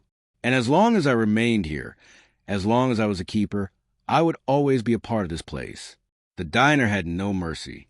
It never had. It was a place where souls came to die, where time didn't exist, where the hungry darkness waited to swallow anyone who dared to enter. And now, it was my responsibility to ensure that it didn't take more than it had to. It would always be a part of me, the place I had been forced to call home. But I would be its keeper. The cycle would continue, but I would stand guard, keeping the diner's hunger in check, making sure that no one else had to endure what I had. I would protect them, because that's what the diner needed, a keeper, a protector. But in the end, I was still its prisoner just as much as I had been before. And the diner's hunger would never be sated. Days, weeks, months passed in the same oppressive haze. Time had become a concept foreign to me. It felt like the diner and I were locked in some timeless void, where each moment stretched on forever, and yet, somehow, no time had passed at all. The diner continued its endless hunger, ever so patient in its pursuit of souls. I had taken on the role of the keeper, but there were days when I questioned whether I was truly the one in control. Each new soul that wandered in, each innocent who wandered to the door, felt like an echo of my own past. The diner wanted them, just as it had wanted me. I had learned its patterns. I could sense its hunger before it even began to stir, the way the lights would flicker or the door would creak open long before the next victim crossed the threshold. But despite everything I knew, the diner had a way of catching people unaware. And no matter how many I freed, there was always another one to take their place. There had been a few who fought back, a few who had tried to escape. Some made it, only to vanish as if they'd never existed. I couldn't help but wonder if I had made a mistake. Maybe the cycle was not something that could be stopped. Maybe the diner was always going to win, no matter how hard I tried. I was beginning to doubt my ability to protect others, and the more I did, the more the diner seemed to sense it. The walls groaned, and the temperature in the diner dropped. I could feel the hunger crawling under my skin, scraping at my thoughts, whispering that I was no different from the others who had failed. But then one night, something changed. It was late, and the diner was quieter than usual. I sat at the counter, wiping down the already clean surfaces out of habit. The hum of the fridge was the only sound breaking the silence, but even it felt strange, as though it was holding its breath. And then the door opened. The figure that stepped inside was not like the others. There was something different about them, something unsettling in the way they moved. It wasn't the look of confusion or terror that most newcomers had. This person knew exactly where they were. They were tall, dressed in a long coat, their face obscured by the shadow of their hood. The air around them seemed to shimmer, as if they were not entirely real. My heart skipped a beat. I had learned to be wary of the diner's many oddities, but something about this person sent a chill down my spine. They weren't like the others who had wandered in unaware. This was no lost soul, no innocent wanderer. This was someone who had come for a purpose. They walked toward the counter, their steps echoing too loudly in the quiet diner. Their eyes glinted in the dim light, catching mine for a moment before they spoke. "I've been waiting for you," the stranger said in a voice that was soft, yet carried an ominous weight. I froze. "Waiting for me?" I asked, trying to keep my voice steady, though a knot tightened in my chest. The stranger smiled, but there was no warmth in it. "Yes, you," they said simply, as though it were obvious. "You've been here longer than you think, haven't you?" My breath caught in my throat. They knew. I could feel the diner stir behind me, its walls tightening, its shadows lengthening. This person, this thing, was more than I could comprehend. It was clear now that they weren't here by accident. They had come for me. "I've been watching," the stranger continued. "I know what you've done. I know what you're becoming." Their gaze softened just for a moment. "But what you don't understand is that you can't escape. Not from it. Not for what you've taken on." I clenched my fists. "What are you talking about?" I demanded, though deep down I had a sinking feeling that I already knew. The strangers stepped closer, there present a shadow that seemed to wrap itself around me. "You think you're the keeper, but you're just another pawn in its game. You think you're in control. But the diner controls you, just as it controlled everyone else who has ever stood where you are now." I swallowed hard, my mind racing. The diner had always felt like a prison, a curse. And now this stranger was confirming my worst fears, that I wasn't its master, I was its prisoner. The diner was using me, just as it had used everyone before me. "No," I said, shaking my head. "I'm different. I can fight this. I'm not like the others." The stranger's lips twitched upward, almost in pity. "That's what they all say. But you're wrong. You're not in control. You never were. The diner chooses its keepers, just as it chooses its victims. You can't escape, not without a price. And you've already paid that price." They reached out and placed a cold hand on mine, their touch sending a shiver down my spine. The warmth of the diner's power seemed to recede, leaving me with nothing but the bitter cold of truth. "You are the diner now," the stranger whispered. The words hung in the air like a death sentence. My pulse quickened, and my breath became shallow. I pulled my hand away from the stranger's touch, but the chill lingered, settling deep inside me. I tried to convince myself it was just a trick, just a mind game, but the unease inside me continued to grow. "You're lying," I spat, desperate to cling to belief that I was still in control. "I'm not it. I'm protecting people. I'm keeping them safe from—" "The diner feeds on fear, on souls, on control," the stranger interrupted. Their voice was cold, almost mocking. "And it's feeding on you. You think you're saving people, but you're just giving the diner more power. The more you fight, the more you lose yourself to it." I felt the weight of their words settle over me, crushing my chest. The diner was feeding on me. It had always been feeding on me. It had tricked me into thinking I was in control, into thinking I had some power over it. But the truth was, I was just another soul trapped in its cycle, just like the others. My vision blurred, and I staggered back on the counter, gripping it for support. "No," I muttered, shaking my head, trying to block out the truth. "I can't be part of it. I have to stop it." The stranger's smile never faltered. "You can try," they said softly, "but in the end, the diner wins." Suddenly, the temperature in the diner dropped drastically, and I felt the oppressive weight of the diner's presence pressing in on me. It was closing in, tightening its grip, and I could feel its hunger, a gnawing emptiness that demanded to be fed. And then I knew what I had to do. I could hear the stranger's footsteps fading, retreating into the darkness of the diner. But their words lingered, echoing in my mind. The diner had always controlled me. Always. But that didn't mean it was over. It wasn't too late. I wasn't ready to give in. Not yet. I could still fight, even if the odds were stacked against me. I made my decision then. I couldn't escape the diner's grasp. But maybe, just maybe, I could break the cycle. Maybe I could make a choice that would change everything. I stood tall, my hands trembling at my sides. I knew what I had to do. I had to become the diner's keeper, not just in name, but in every part of myself. I would control it. I would turn the tables on it. I would keep the souls safe, and if that meant sacrificing my own, so be it. The diner's hunger would never be sated, but I would make sure it didn't destroy everyone who wandered in. With a heavy heart and a mind full of resolve, I stepped into the shadowed corner of the diner, ready to face the truth and take control. And for the first time, I felt the hunger pause. The diner waited, as if unsure what would come next. I was ready, but would I be enough? The diner held its breath. I stood there at the edge of its darkness, feeling the weight of its stare, the diner's all-seeing, omnipotent gaze.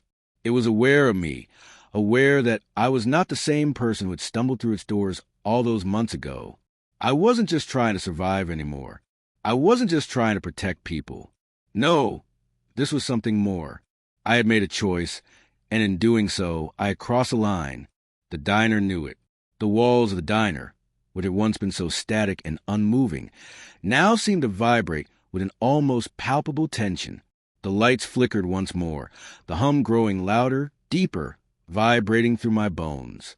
It was as if the diner itself were preparing for something momentous, something irreversible.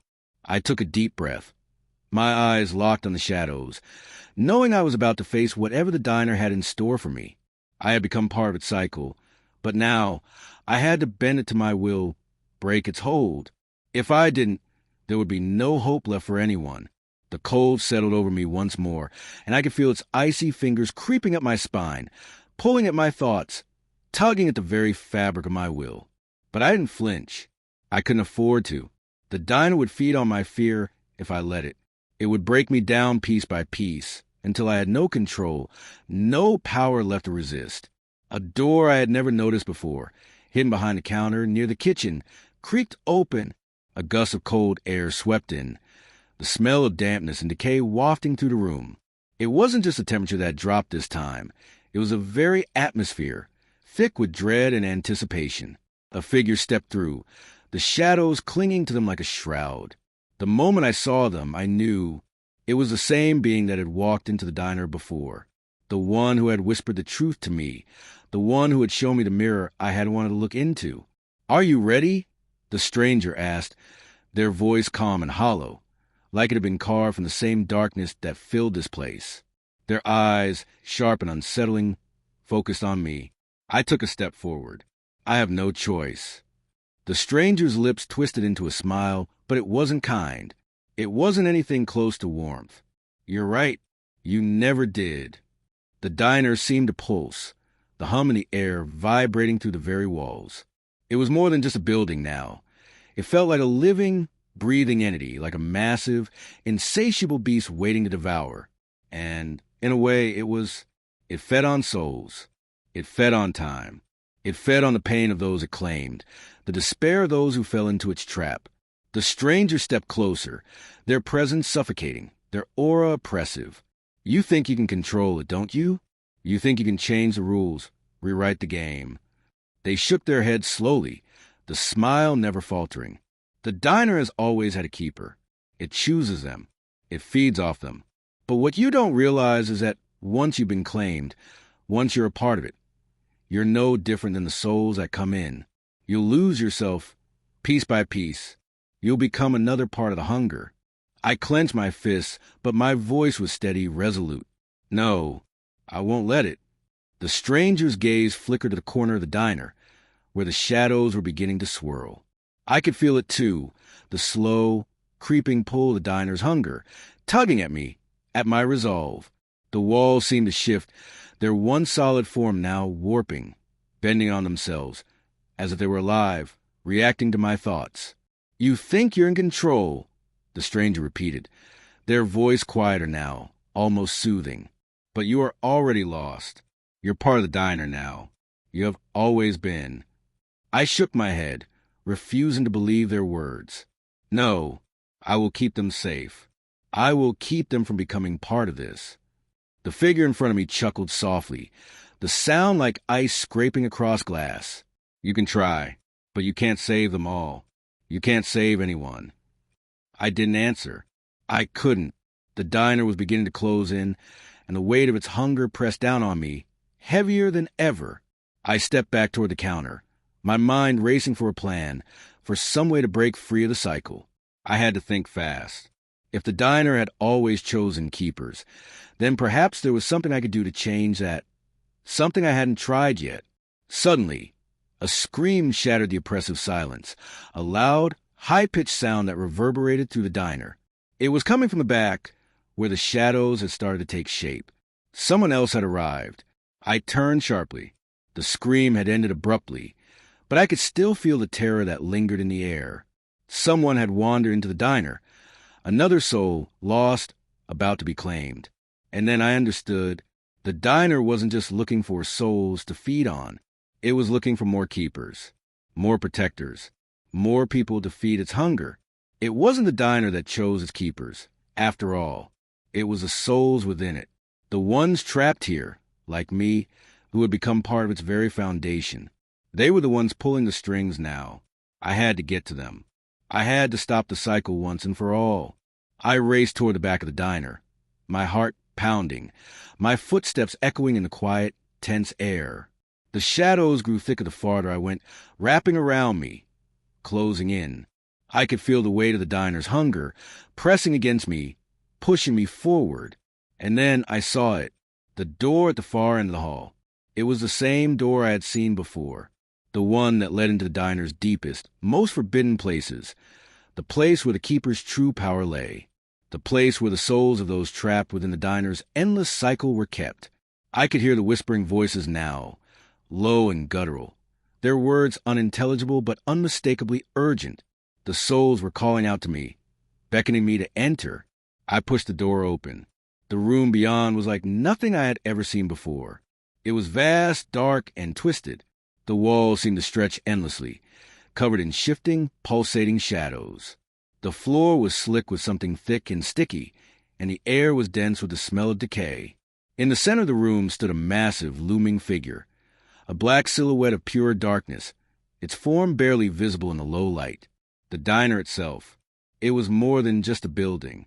It was a living entity, an ancient force that had existed long before me and would continue long after I was gone. And it was hungry, always hungry. I stepped forward, my body trembling, but my mind clearer than ever. This was the moment. This was my chance to break the cycle, to destroy the diner once and for all. "You think you could destroy me?" A voice boomed, deep and guttural. It was the diner's voice. "You are me, just as I am you. We are one." I shook my head. "No, I am not you. I will never be you." The diner's laughter echoed in my ears, shaking the room. The shadows around me twisted and writhed, but I stood firm. I will make my own choice. And then I made it. I stepped into the center of the room, reaching deep within myself, pulling all the strength I had left. I would face the diner's hunger. I would face it with everything I had, and I would be the one to decide what came next.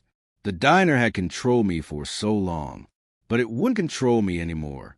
I closed my eyes, the air crackling with energy, and made my choice. The diner screamed. The walls trembled. The shadows that had once surrounded me now exploded outward, filling the room with darkness. But I didn't back down. I could feel the diner's power surging, pushing against my resolve. But I held on. The darkness that consumed me for so long began to wane, dissolving into nothingness. The cycle was breaking. I heard a voice, not the diner's, but a softer one that had once belonged to the soul I had saved. It was the voice of the first person I had freed from this nightmare, the one who had shown me that escape was possible. "Don't give up," they whispered, their voice full of warmth. "You're stronger than you know." I smiled through the tears that burned my eyes. And then, with one final surge of willpower, I broke free. The diner collapsed. The shadows vanished. The walls disintegrated. And I was no longer its keeper. I had freed myself. But at what cost? The diner was gone, but I knew the price. The diner had no end. It would always come back. It would always find new souls to claim. But for now, for this fleeting moment, I had won. And perhaps that was all I could ever do. I stood alone in the wreckage of the diner, my heart pounding, the adrenaline still coursing through my veins. The silence that surrounded me was deafening. The oppressive hum, the flickering lights, the cold that had once filled the air, all of it was gone. The room, now eerily still, was no longer a prison. But something gnawed at me, a faint tug, like an invisible thread, pulling me backward. I glanced around, my breath coming in shallow gasps, trying to process what had just happened. The diner, the beast, was no more. At least, that's what it seemed. The walls had crumbled, the floor had cracked, and the dark corners that had once harbored the diner's terrifying secrets were now empty. There was no more oppressive presence, no more shadows lurking. I was free. But was I really? I stepped forward, my feet crunching on the broken tiles beneath me. The air smelled of dust and decay, a familiar scent that reminded me of everything I had endured in that godforsaken place. I felt a slight tremor in my hands as I wiped my brow. I had to stay calm. I had to remind myself that I had won. I had freed myself from the clutches of the diner. But even as I told myself that, something inside me remained uneasy. I could still feel it. The tug. It wasn't physical, not like the cold or the hunger. No, it was something more insidious, something deep within my bones. I stopped in my tracks. Was I hearing things? Or was the diner somehow still here? I tried to shake off the feeling, but it lingered, a haunting echo, a memory of the diner's grip on me, a reminder that maybe, just maybe, I wasn't as free as I thought I was. The quiet, oppressive silence in the room seemed to shift. I glanced around again, feeling like I was being watched. The diner's hunger had been massive, all-consuming. How could I have been naive enough to think it would just vanish? There was no way. There were no winners in this kind of battle. It always found a way to come back. And then I heard it, a voice, faint, like a whisper from another world. "You'll never escape." I spun around, my heart hammering in my chest. The room was still empty. The shadows hadn't returned. There were no signs of life, nothing at all that should have explained the voice. Yet I knew what it meant. It was the diner. It had never truly gone away. It had just shifted. I took a step back, my mind racing. How could I fight it now? I had destroyed its physical form. The walls, the counter, the dark corners where souls had been trapped. But what if the diner was more than that? What if the diner wasn't just a place, a building, but an idea, a force? You'll never escape. The voice repeated, louder this time. I could almost feel the breath of it on my neck, cold and chilling, like the ghost of the diner itself was standing behind me, breathing down my spine. I whirled around, but nothing was there. The room was as empty as it had been before. Still silent. Still. Then something strange happened. The cracks in the walls began to shift, forming patterns. Symbols that I didn't recognize at first. They began to glow faintly, a sickly green light pulsing from within them, filling the room with an eerie, unnatural glow. The floor beneath my feet shuddered, and the walls, which had once been broken and scattered, began to rebuild themselves piece by piece. I backed away, feeling a cold sweat trickle down the back of my neck. No, no, no, I whispered to myself. I ended this. I destroyed it. But as the walls seemed to stitch themselves together, the air in the room thickened, suffocating, like the diner was regenerating, growing back, returning to claim what it had lost. And then I understood. The diner hadn't died. It couldn't. It was never meant to die. I hadn't broken the cycle. I had merely paused it. The diner was something ancient, something vast, a force of nature, driven by a hunger for souls and for keepers. The diner was like a seed, rooted deep within the fabric of this world, feeding off of fear, power, and desperation. It had chosen me to be its keeper, its protector, but I had tried to defy it. And now, the cycle was beginning again. The walls continued to grow, reaching toward the ceiling as if being pulled by invisible hands. The diner was coming back to life, and I was its only link to the outside world, its keeper. The symbols on the walls glowed brighter now, their twisted, arcane shapes stretching and contorting. They seemed to reach out to me, calling me back into the fold. The shadows were beginning to reappear, slowly at first, but unmistakably. And I knew what was happening. The diner was inviting me back. It was pulling me toward it. The echo in my mind grew louder. You will return. You will always return. I collapsed to my knees, gripping my head as the weight of it all became too much. I had done what I thought was impossible. I had freed myself. I had destroyed the diner. But now I realized the diner wasn't just a place.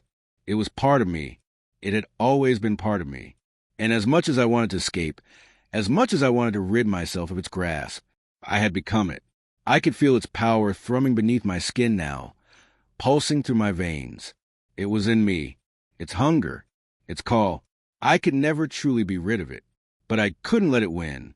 I closed my eyes, gathering what little strength I had left. I couldn't let the diner claim me completely. I had to fight back.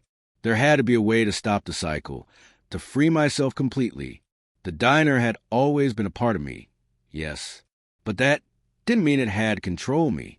I stood up, feeling the weight of the power pressing down on me, threatening to crush me under its force. I didn't have much time. The diner was almost fully restored. The darkness was closing in, but I couldn't let it take over again. And then I remembered the first person I had saved. They had shown me that there was always a choice, a way out. The diner might have always been a part of me, but I could choose to fight. I could choose to break the cycle. I focused on the remnants of the diner, on the way its walls were still crumbling, still falling apart. There was power in the ruins, power in destruction. And in that destruction, maybe, just maybe, I could find my escape. I raised my hands, focusing all the energy I had left. The walls shuddered and the glowing symbols flickered. The diner was fighting back, resisting, but I wouldn't stop. I would destroy it. For good. I could feel the ground trembling beneath me as the diner's power surged. The darkness pressed against me like a weight, threatening to pull me under. The walls were almost complete now, their jagged edges closing around me. I was at the heart of the beast, the center of its hunger, but I refused to give in. I focused, reaching into the depths of my mind, pulling every scrap of what I had left. The diner was a part of me, but I was no longer just its keeper. I was something more. I had been through too much. I had learned too much. The ground cracked beneath me, splitting open as the diner's hunger began to roar to life. But I would not be consumed. I would not be its final victim. I couldn't let it take me or anyone else again. With a final, desperate scream, I unleashed everything I had. The world around me exploded into light and sound. The diner shook, its walls disintegrating as if they had never been. The darkness fled, evaporating into nothingness, leaving behind only silence. I sat up slowly, blinking into the sunlight. I was outside, standing in a vast, open field. The air smelled fresh, untainted by the suffocating darkness of the diner. I could hear the wind rustling through the trees in the distance, and birds were singing somewhere far off. It was peaceful, normal. For the first time in months, I felt like I could breathe again. The nightmare was over, or so I thought. But then I heard it again. That whisper, that voice. You'll never escape. The thread, still pulling, still waiting. I looked around, but the field was empty. No diner, no shadows. I wasn't sure if the nightmare had truly ended. But one thing was certain, it was never truly gone. The cycle would continue, but now I knew how to fight it, and fight it I would, until the end. The whisper echoed in my mind again, but this time it was different. It wasn't just a voice anymore. It was a presence, a weight, pressing on the edges of my thoughts, pulling at the deepest corners of my consciousness. The diner's hunger had not been vanquished. It wasn't something that could just disappear. It was too vast, too ancient, and somehow I knew it had found me again. I stood up slowly, my body still aching from the ordeal, but my mind sharper than ever. The world around me was calm, peaceful even, but I couldn't ignore the gnawing feeling that something wasn't right. That feeling deep within me, that pull, it hadn't gone away. No matter how far I ran, no matter where I went, the diner was always going to be a part of me. The sky above me was blue, the air crisp and clean. There was no trace of the nightmarish diner, no shattered walls, no cold shadows crawling along the ground. But I could still feel the hunger, the weight of it, like a storm waiting to break. I took a deep breath, closing my eyes and letting the breeze wash over me, trying to quiet the growing anxiety inside. I needed to think clearly. I needed to understand what was happening, why it felt like I was being pulled back into the nightmare. But just as I was beginning to calm myself, a figure appeared on the horizon. It was a silhouette at first, moving slowly, purposefully toward me. I couldn't make out its features, but I knew, deep in my gut, that this wasn't just some random traveler. This wasn't someone I had hoped to meet. It was a reminder of the cycle. I squinted, trying to make sense of the figure. The way it moved, unsteady at first, but with a sense of inevitability, filled me with a cold dread. It wasn't until the figure came closer that I recognized the face. It was me. No, not exactly. But it was the keeper, the one I had been before, the one who had stood in the shadows of the diner, haunted by the hunger, controlled by it. It was me, but something darker, something more broken. It was a version of me that the diner had made, a ghost of myself, a reflection twisted by everything I had endured. The figure spoke, but the voice was a distorted echo of my own. You can't outrun it. You never could. You were always meant to return. I took a step back, feeling a wave of panic crash over me. My breath caught in my throat as the figure came closer, its eyes, my eyes, shimmering with an unnatural glow. It's not over, it whispered. It never ends. The diner is in you. It always will be. I tried to step away, but the figure was faster. It moved with unnatural speed, its presence overwhelming. The air around me grew colder, and the world around us began to warp, the peaceful field twisting into a dark, familiar shape. I was back inside the diner. The diner stood in front of me, rebuilt from the nothingness. It was more than just a building now. It was a living, breathing thing, a prison and a predator all at once. The walls were slick with shadows, the dim lights flickering overhead, casting a sickly glow that pulsed with the same hunger I had once fought. The The figure, the twisted version of myself, walked toward the counter. This is where it begins. Again, I fought against the pull, but my feet felt like they were glued to the ground. My body trembled as I realized what had happened. No matter how hard I tried to escape, the diner always found a way to pull me back in. It was never really gone, just hiding, waiting for the right moment to strike. You can fight it, the figure said, its voice a hollow echo, but you'll always return. This is where you belong. No, I whispered, shaking my head. I won't be its keeper anymore. I won't let it control me. The figure smiled, its lips stretching in a grotesque, knowing grin. You already are. You always have been. You were never meant to escape. This is the price. I could feel the darkness rising again, wrapping around me, pulling me closer to the diner's center. The hunger, that cold, empty void that consumed me before, surged inside me. It was calling, demanding that I surrender, that I give in. I clenched my fists, feeling the walls closing in around me. I wouldn't give up. I couldn't. The diner would not be my master. I looked around desperately, searching for a way out, but there was nothing. Just the same familiar walls, the same shadows, the same cold hum of the diner's power. But then I remembered, there was one thing the diner could never control. Me. I had been its keeper, its protector, but I had also been a prisoner. It had twisted me, manipulated me, but I was still a person. I had a choice, and right now I made that choice. I stepped toward the center of the diner, ignoring the growing sense of dread that clawed at my mind. I wasn't going to fight it with power or force. I was going to break it by understanding it, by accepting that I had been part of this cycle. But I didn't have to continue it. I knelt down, my hands pressed the ground, and closed my eyes. I focused on my breath, on the stillness inside me.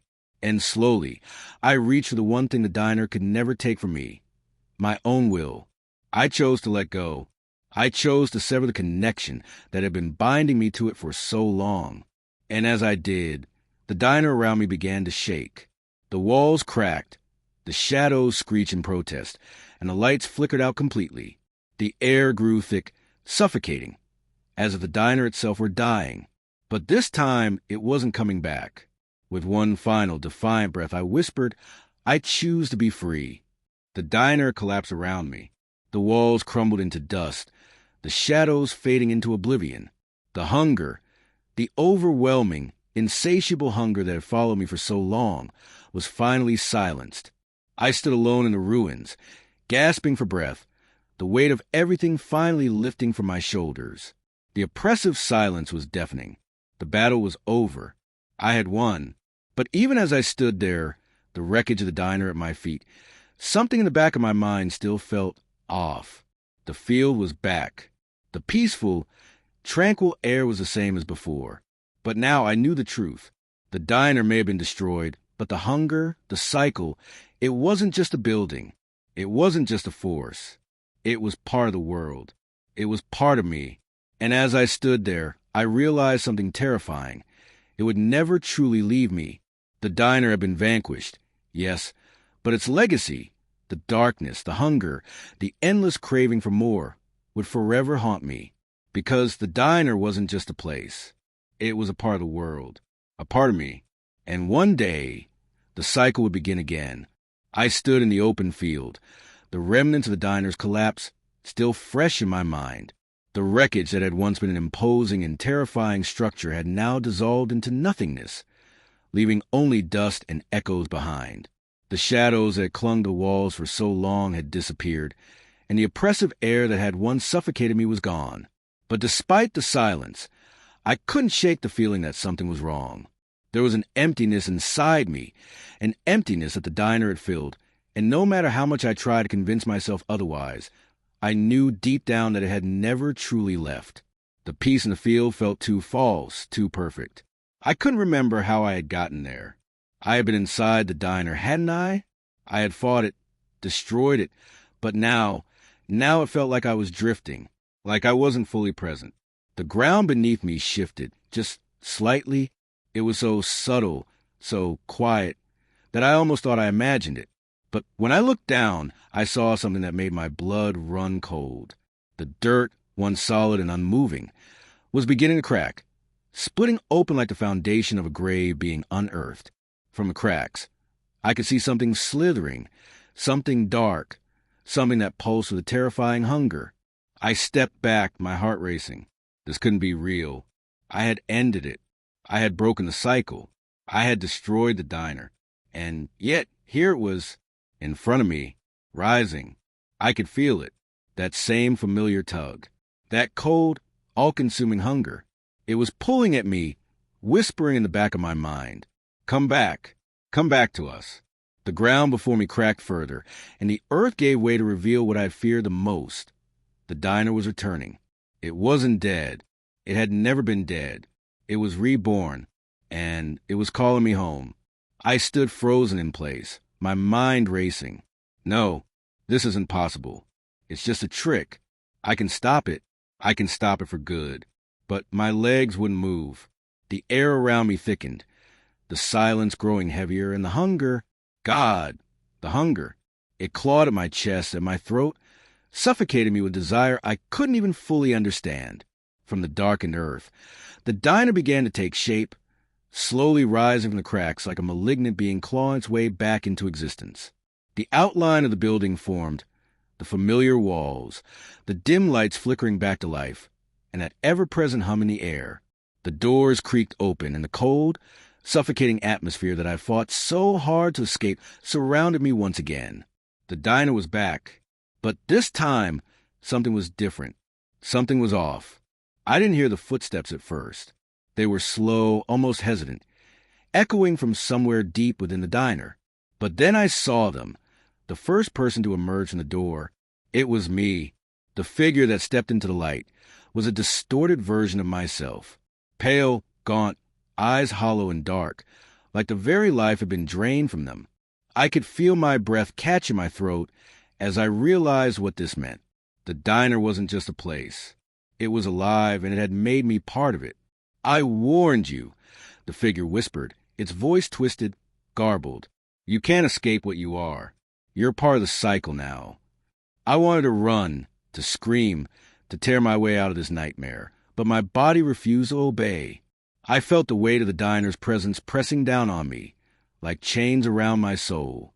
I wasn't just standing in front of it anymore. I was inside it, like a puppet, caught in a web of hunger and fear. No, I whispered, shaking my head, backing away. But the figure only stepped closer, its hollow eyes staring straight into mine. You'll never be free. The diner never lets go. I tried to pull away, but it was like the diner itself was wrapping around me, pulling me into its embrace once more. The walls around me twisted and contorted, stretching toward the sky, the familiar chill in the air returning. I could feel the cold hand of despair gripping my chest, but there was something else now, a clarity, a truth I hadn't fully understood before. The diner wasn't just an entity, a building that had a life of its own. No, it was a cycle that needed people like me, keepers. It fed off of them, it shaped them, and in return, it granted them power, purpose, and an insatiable hunger. It wasn't a place I had been trapped in. It was a role. I had been chosen to be the keeper, to protect its secrets, to feed its hunger. You're one of us now, the figure said, its voice filling the space around me. You can try to fight it, but you can never truly escape. The diner finds its keepers. It always has. I shook my head violently, refusing to accept this. No, I'm not one of you. I will never be like you. The figure's lips twisted into a cruel smile. You already are. It's already inside you. I could feel it then. The pulse beneath my skin, the gnawing hunger that matched the one in the diner. It was there deep inside me, spreading like wildfire. The diner was never gone. It had always been part of me. The hunger had always been there, waiting for the right moment to reawaken. And now that moment had come. I collapsed to my knees as the pain washed over me.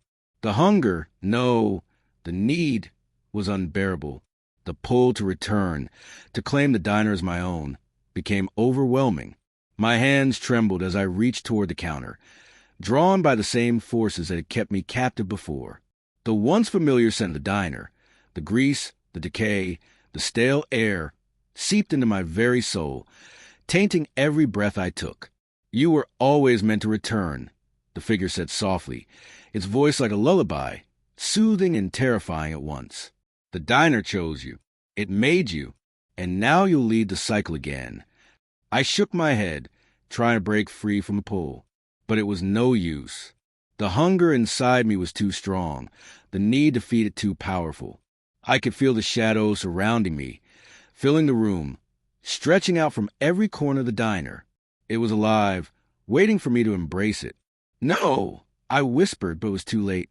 The walls around me twisted, the shadows coiling and expanding until they formed the familiar shape of the diner's heart.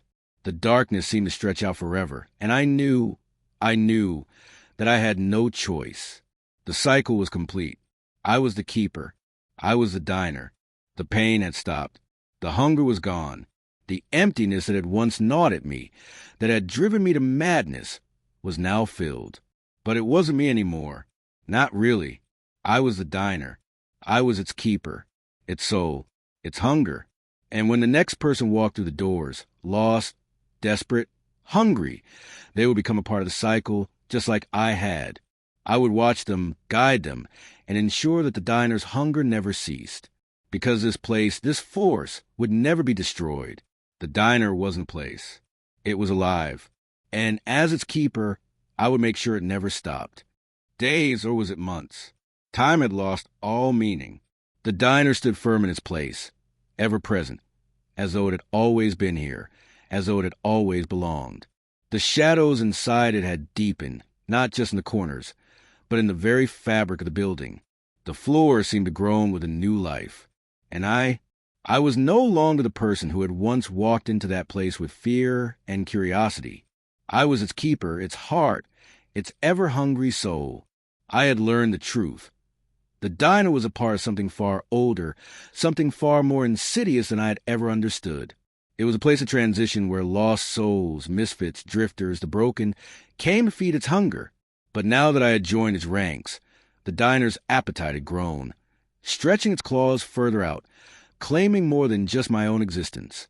There were new patrons, but they weren't like the ones I remembered. They weren't just passing through. No, they were drawn in, each one lured by the faintest whisper of hunger, the same hunger I had once felt. I watched them arrive, silently, from the dark corners of the diner. They came and sat at the counter, their faces gaunt, hollow, eyes blank but filled with an unspoken understanding. They didn't speak. They didn't need to. The diner had already claimed them, just as it had claimed me. One night, as I stood behind the counter, a strange unease washed over me. I couldn't put my finger on it, but the air felt different, heavier. There was something about the patrons that unsettled me. Their eyes, their silence. It was too familiar, and yet not in a way that comforted me. It was as though they were waiting for something, waiting for me. That night, I tried to do what I always did, serve them. I slipped into the role of keeper, moving through the motions, the routine, the food orders, although I knew they wouldn't eat. They never did. The drinks, the silverware, the soft hum of the overhead lights. But this time, something snapped. A voice, quiet but unmistakable, whispered from the corner. "You know you can't stop it." I froze. The voice wasn't from one of the patrons, but from deep within the diner itself, a soft murmur, like a long-forgotten memory. It was the voice of the diner calling to me. "You belong to us now," it continued, the voice growing louder, as if it were circling around me. "And now you are the hunger." My stomach churned. I wanted to run, to escape. But deep down, I knew that even if I fled, the hunger would follow. It was a part of me now, as it had always been.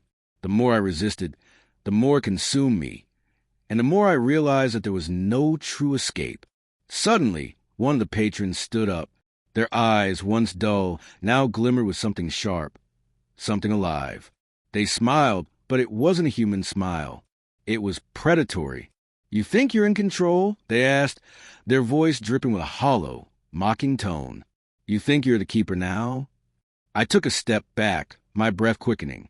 The air seemed to pulse around me, thick with a presence that had been slowly building, growing, feeding on the fear that had bubbled up inside me. I had not just taken control of the diner. No, I had become part of it. The patron moved forward, their steps slow, deliberate. They weren't a lost soul anymore. They were something else, something more. Their eyes locked with mine, and I saw what I had become. I saw the shadow of the diner in my own reflection. "You're not the one calling the shots," they said, their smile widening, exposing teeth too sharp, too many. "You're just the newest guest." I staggered back, my mind racing. What did they mean? Then the walls around us began to shift, the shadows in the corners twisting into shapes that weren't quite human, forms that writhed and reached, pulling at the fabric of the diner, pulling at me.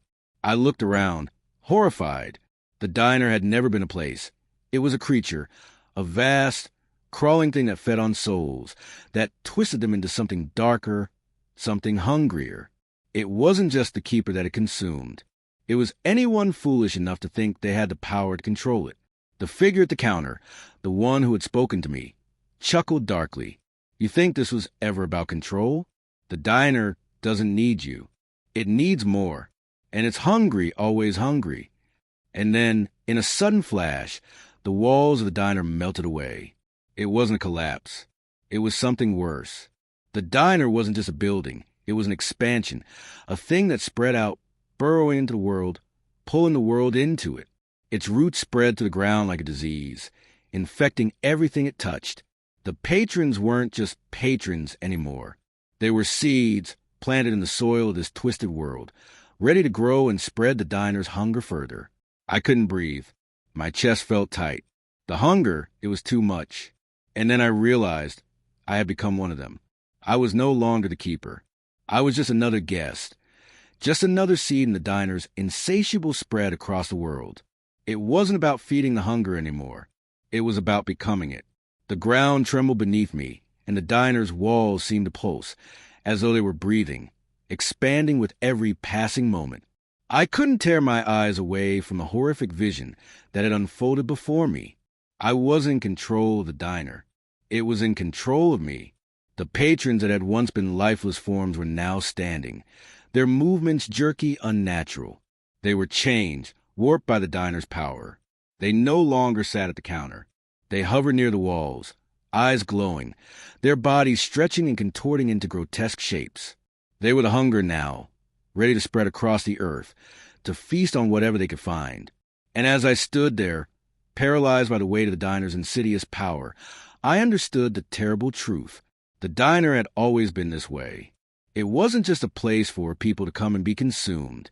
It was a force, an ancient one, with roots that stretched far beyond what I'd ever known. But there was one thing I didn't understand. Why had it chosen me? The answer came to me in a sudden rush, like a burst of understanding that was both terrifying and liberating. The diner wasn't just a prison. It wasn't just a monster. It was a test, a force that sought the most worthy to serve it. Those who could embrace the hunger, who could feed it and grow it, were the ones who could become part of it. And I had failed. I hadn't been worthy enough to control the diner, to stop it. And now, I was nothing more than another of its servants, another piece in its endless cycle of consumption. But could it be stopped? A flicker of something, a glimmer of the person I used to be, surged within me. Could I still fight back? Was there a way to end it all, to end the cycle once and for all? The answer was waiting for me in the darkness of the diner, behind the counter.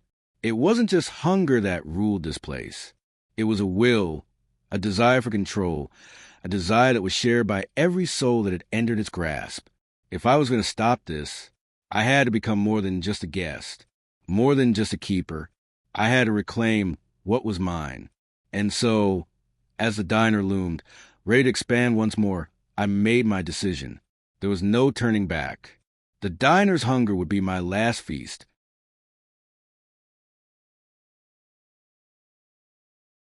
The diner was no longer just a place. It was a world, an ever-expanding entity that pulsated with an almost unbearable hunger. The walls were like living, breathing things, constantly shifting, adapting to the needs of its insatiable appetite. The once familiar, comforting hum of the lights had turned into a shrill, maddening buzz that scraped at my nerves. The floor beneath my feet felt unstable, like the very foundation of this place was built on chaos. I looked around, my heart pounding in my chest. The patrons, no, the hunger, moved restlessly. Their eyes locked onto me with an unnerving intensity. I could feel them watching, waiting, anticipating my next move. The air was thick with the weight of their silent demand. They weren't just here to consume the diner's offerings anymore.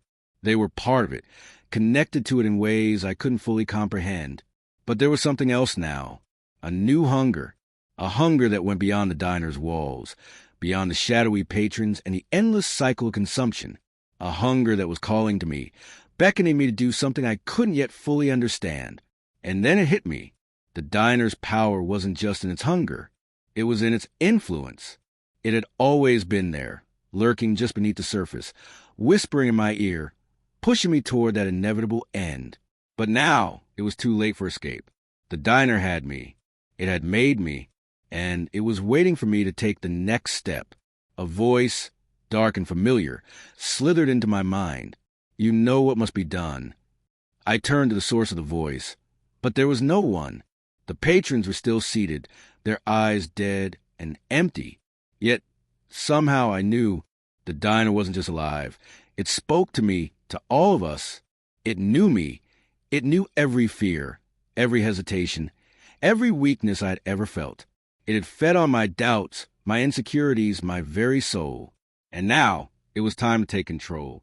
My hands trembled as I gripped the counter, the cold metal biting into my skin.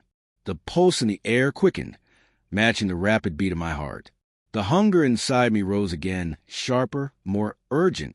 The shadows that danced in the corners of the diner seemed to reach toward me, whispering promises of power, of freedom. If only I gave in. Would it be worth it? Could I control the diner, wield it for my own purposes, or was I doomed to become just another part of its endless cycle? I took a deep breath, the weight of my decision crashing down on me. There was no turning back now. The diner had always been a place of transition, a place for lost souls to wander through. But now, I understood something far darker. The diner wasn't just a place for souls to pass through. It was a gate, a threshold between worlds, between the living and the dead, between the known and the unknown. The diner was the doorway, and I was its keeper, but I was not the first keeper. I had learned that much. There had been others before me, others who had tried to fight it, to escape it. But the diner had claimed them all in the end, one by one. The hunger could not be denied. It was too strong, too ancient, too consuming. The longer I stayed here, the more I realized that this place was no ordinary diner. It was a reality made up of nothing more than the darkest, most twisted desires of those who entered it. And I had become part of that reality, bound to it in ways I didn't yet understand. I thought I could fight it. I thought I could stop it. But the hunger was too vast. It was inside me now, deeper than my skin, pulsing through my veins like a sickness. It was my birthright, my curse, and it had always been my destiny. The patrons, those hollow-eyed figures that once seemed so helpless, had been waiting for this moment. They were waiting for me to embrace it. One by one, they turned toward me, their eyes glowing with anticipation. Their lips twisted into smiles that were both friendly and terrifying. They knew what I had to do. They knew what the diner wanted of me. I could hear their voices now, murmuring softly in the background, a chorus of dissonant whispers. "Join us," they chanted. "Become one of us." The urge to obey was overwhelming, but I knew I couldn't give in completely. Not yet. If I did, I would be lost forever, swallowed whole by the darkness of the diner's insatiable hunger. But if I fought back, if I found a way to defy it, to take control of this twisted world that had been imposed upon me, perhaps I could find a way to break the cycle. But how? I glanced over at the door, the one I had walked through so many times before. The door was still there, a reminder of the world I had left behind. But it was closed, locked in place by something more powerful than any key. The diner had sealed me in. There was no escape. I could feel the hunger clawing at me, gnawing at my soul. It wanted me to feed it. It wanted me to give in, to accept my fate. But the more I resisted, the more I understood. I wasn't just a victim of the diner's power. I was a prisoner, yes, but I also held the key to the curse. The diner had made a mistake. It had chosen me, yes, but it had underestimated me. The diner was quiet for a moment, the shadows holding their breath, as if waiting for me to make the final decision. The patrons, no, the hunger, watched me closely, their hollow eyes gleaming with an eerie understanding. They knew what I had to do. They knew what I would choose. I stepped forward, my breath shaky but determined. The power that coursed through me was not my own, but I could feel it building, growing, like a storm ready to break. The diner's hunger was still there, still a constant presence within me, but it was no longer the overwhelming force it had once been. Now, it was a part of me, a part one could control, if only for a moment. I reached out to the counter, my fingers brushing the cold surface. The diner seemed to react to my touch, the walls groaning in recognition. The hunger surged again, more powerful than ever, but I held it back. I pushed it down, focusing all my will on a single thought. I will not become you. The air crackled with tension, the diner's presence pressing down on me from all sides. The walls seemed to bend and shift as if the building itself were trying to consume me, but I held firm. I was stronger now. I was aware. The patrons began to rise from their seats, their movements jerky, mechanical. They weren't the ones who controlled this place. It was me now. I was the keeper, and I had the power to rewrite the rules. The hunger screamed within me. It demanded that I feed, that I embrace it, that I become it. But I didn't give in. I refused. No! I whispered, my voice low but certain. This ends now. The diner quaked violently, as if it were trying to fight back. The walls buckled, the floor cracked, and the once safe shadows began to writhe with life. But I stood my ground. The hunger could be stopped, and I was the one who would stop it. The air was thick with an oppressive silence as I stood in the heart of the diner, surrounded by the shifting shadows and the watchful eyes of the hungry patrons. The diner, once a place of refuge, now felt like a vast, malevolent entity, alive, breathing, feeding on the fear and despair that had been poured into its walls over the years. But now, it was no longer just the patrons who were hungry. I was hungry too, hungry for something far different than the souls it consumed. I was hungry for freedom. Freedom from this prison that had taken root deep within me. As the air shimmered with an unnatural energy, I could feel the diner's heartbeat, the pulsating rhythm that kept it alive. The hunger inside me roared, trying to drown out my thoughts, clawing at my very core. It wanted me to succumb, to give in and allow it to take over completely, to join the ranks of the patrons that had become one with its darkness. But I would not. I could not. I stepped forward, my every movement deliberate, as though I were moving through the very air itself, the pressure so heavy that it felt as if the walls were closing in on me. The patrons, their hollow eyes never leaving me, began to stir, their forms flickering, shifting as though they were made of the very shadows that surrounded us. You cannot fight it, one of them whispered, their voice a rasping echo in the stillness. It was the same voice I had heard so many times before, the voice of the diner itself, coaxing me, tempting me, but now it sounded weaker, uncertain. You belong to us now. All of you, all of this. I clenched my fists, feeling the cold metal of the counter beneath my hands, as the world around me seemed to warp and bend. The diner's power was growing stronger, its hunger swelling with each passing second. It was becoming more than just a place. It was becoming a force, a consuming tide that threatened to engulf everything. But I had a choice, and that choice was mine to make. I closed my eyes, taking a deep breath, and in that moment, something shifted. The pressure in the air seemed to lighten. The weight of the diner's presence lessened just slightly.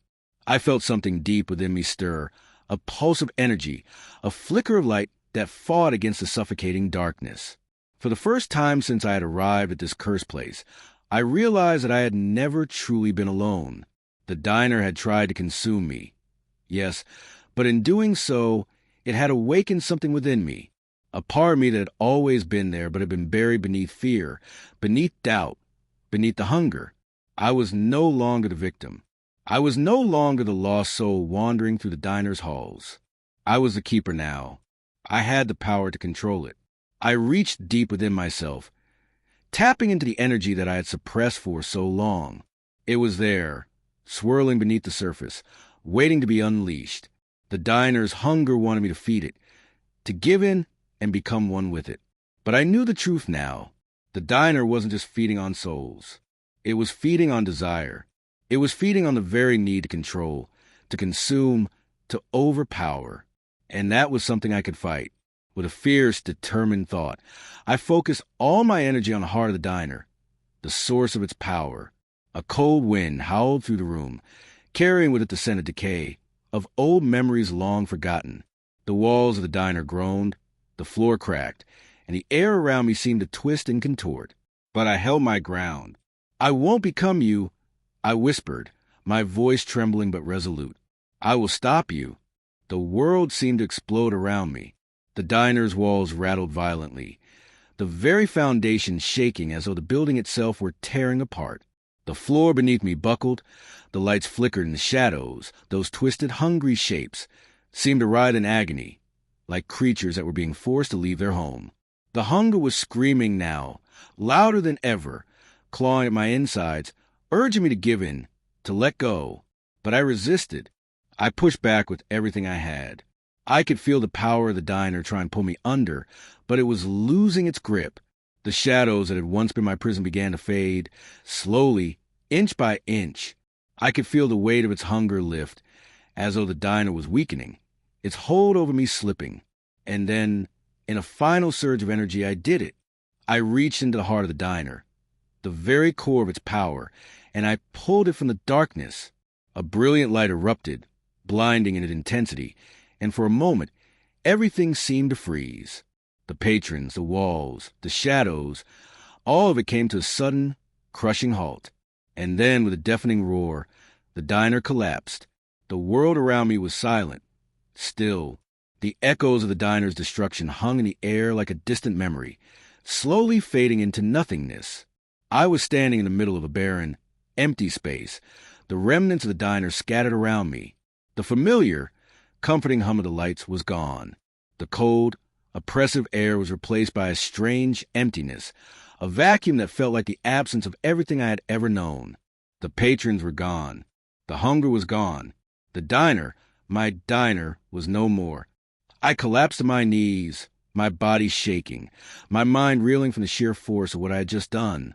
For a brief, fleeting moment, I thought I could hear the faint whisper of the diner's voice, but it was distant now, a mere shadow of its former self. It was no longer a threat. I had won, but as I sat there, the reality of what I had just experienced began to settle in. The diner had been a part of me for so long that I had come to believe it was my only purpose. The hunger, the power, the need to serve, it had all become so familiar. And now, without it, I felt lost. Empty. Had I truly destroyed it? Or had I simply changed it, banished it to some corner of my mind where it could never again control me? I didn't know. But one thing was clear. I was free. For the first time in what felt like forever, I stood up and took a deep breath. The air was clean, untainted by the suffocating presence of the diner. I could feel the weight of the world settling on my shoulders, but it was a weight I could carry. I wasn't a prisoner anymore. I wasn't just a keeper of a cursed diner. I was myself again. And for the first time in a long while, I smiled. The end, or the beginning of a new chapter? The end.